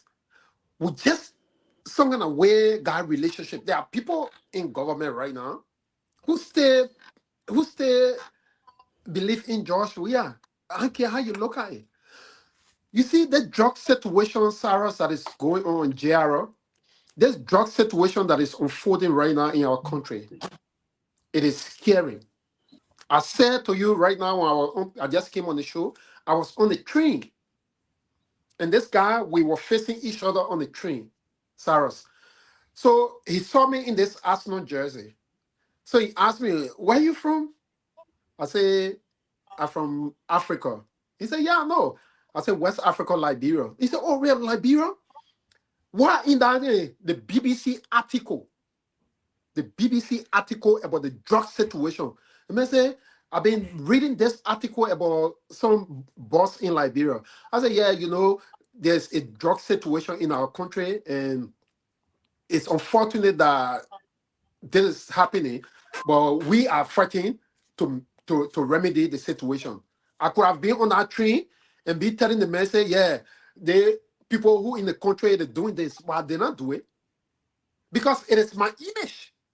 I was sitting in that train, that my image, when I say I'm from Liberia, that had the man brought about the drug situation. So I was protecting my image, not only government, the current government image, but this thing is on the international wire. Everybody fighting it. Because more than $500 million cocaine in the country, it's not something for us to joke about. And why did you think? And with everything, I always say I gave Prince C. Johnson the credit. I said, thank you to Prince C. Johnson. Because Prince C. Johnson has not allowed himself to be used for money, for money reasons. He has not allowed it. The last burst that went on, the last burst that they caught the Spanish man there from around Duazon there. It was the NSA that led that entire surveillance. The only time they got the police involved with it, that the time they finished knowing that the guys were in the house and every other thing. That's when they called the police for the police to come and surrender the house. Why are they doing it like that? Because the police, from top, the hierarchy of the police are compromised. Today, the president is wearing bulletproof jumpsuit. Why? Because of the video. And you saw the EPS director that is responsible to protect the life of the president. You saw his post, his comment about the drug situation. The president wearing bulletproof jumpsuit, the first lady, everybody. So what about the common people that you endangering their life. The common people, today you are endangering the common people life only because you believe that, yes, for you, you got people that can protect you. Since the almost $500 million drug situation, what official statement has the president made? Or is he afraid to make any official statement because his security apparatus, top security people are implicated in the drug situation? Because his son need not come out in a drug situation? That's why the president has not made any public statement. That's why the president, who is, I consider it as a dereliction of duty. Because you there to protect people's life. The common people, there are people in Nima County right now, don't have the same protection that the president and every other and his children are having.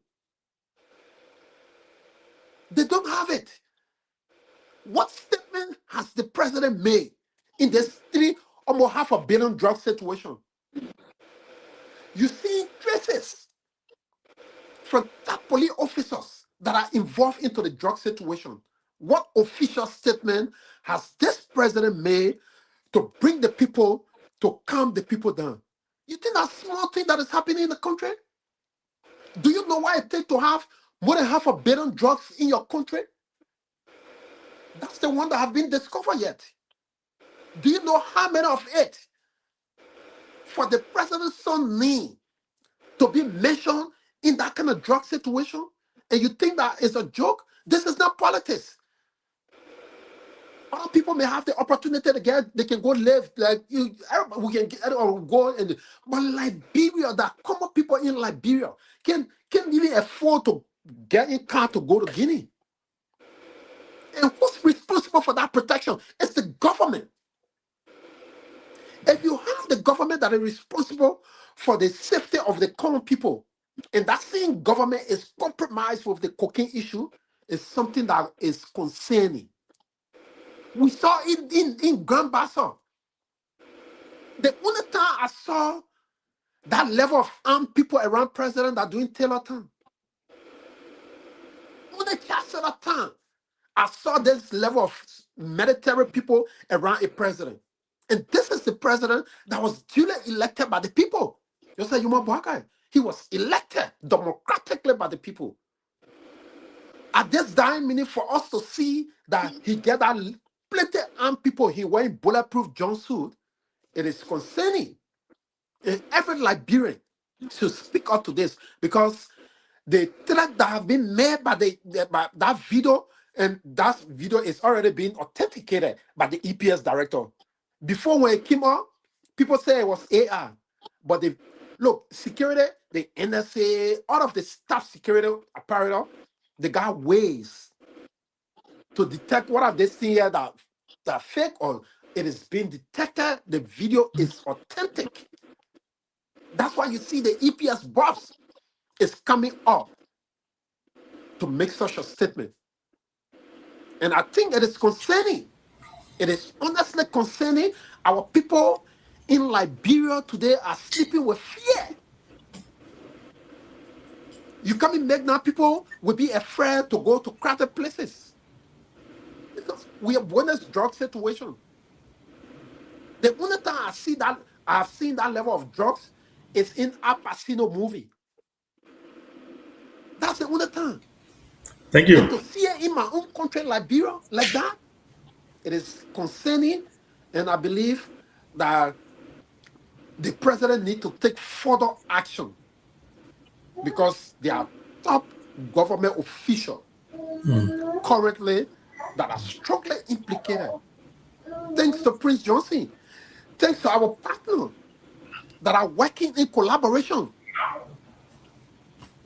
At a certain point in time, you know that even to the drug boss, there are almost 150 some more thousand United States dollars that was seized from the drugs boss.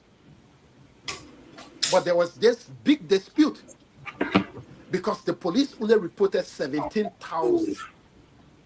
Where the bottom money go? They only show the gun, the shimmy suit, and the compacts. 150 plus thousand. that they took from that place. By the end of the day, they only reported 17,000. Where did better money go? Kofi Wu being angry, they were angry. Prince Johnson being angry about that situation. There were this big commotion. And Gregory is saying that he know where the money go. If you could report the gun, you report the other. Why is it that you could not report the money in total? And at this stage, we all know what is unfolding in our country. If Johnny and other top security could be brought in that manner and form, and these were people that are strong confidants of Gregory Cuomo, it clearly shows that there is something unfolding, and the president needs to take seize of this matter before situation gets worse in our country, and we all bear the consequences of few people greed, of few people wanting to accumulate wealth so quickly at the expense of the poor people today in Sanikole, Ganta, Butuo, Lokato, and other places. Our people deserve a better life. Look at you call your money, your own name. You can hear me? You guys can hear me? Junior, can hear me? Yeah, I don't think you can hear me. We hear you. We hear you. Are You talking to me? Yeah, you can hear me? You talking to me? Yeah. You hearing me? I'm not hearing what. Are you hearing me? Hold on. I think he's having issue there. But again, folks, we want to say thank you. It's been a wonderful conversation here this evening. We'll be back again tomorrow for another brand new edition of the Heat Hour program here on BKS TV. Have a pleasant. Yeah, man. Sorry, I didn't hear you. No, I was saying you call your woman home name or your woman hometown. You call Lokato, Butu all the time, and you call your money. Home there. So no GB for it. But it's been great though. It's been great. Thank you so much. Ato, thank you so much for coming, my brother. Hopefully your schedule permits for you to continue to join us. As you can see, I don't have to tell you the conversation is nice and enjoyable and entertaining. So I want to say thanks to all of us, all our followers. We'll be back tomorrow again. So we can learn out the political topic tomorrow and kind of dissect it. Yeah, sure. Thank you. Have a pleasant night. Thank you, Jara. Jara, thank you. And Jara, you when I come, I pay a special visit to you. Yeah, you somebody that deserves my visit. Okay, Yeah, thank you so much.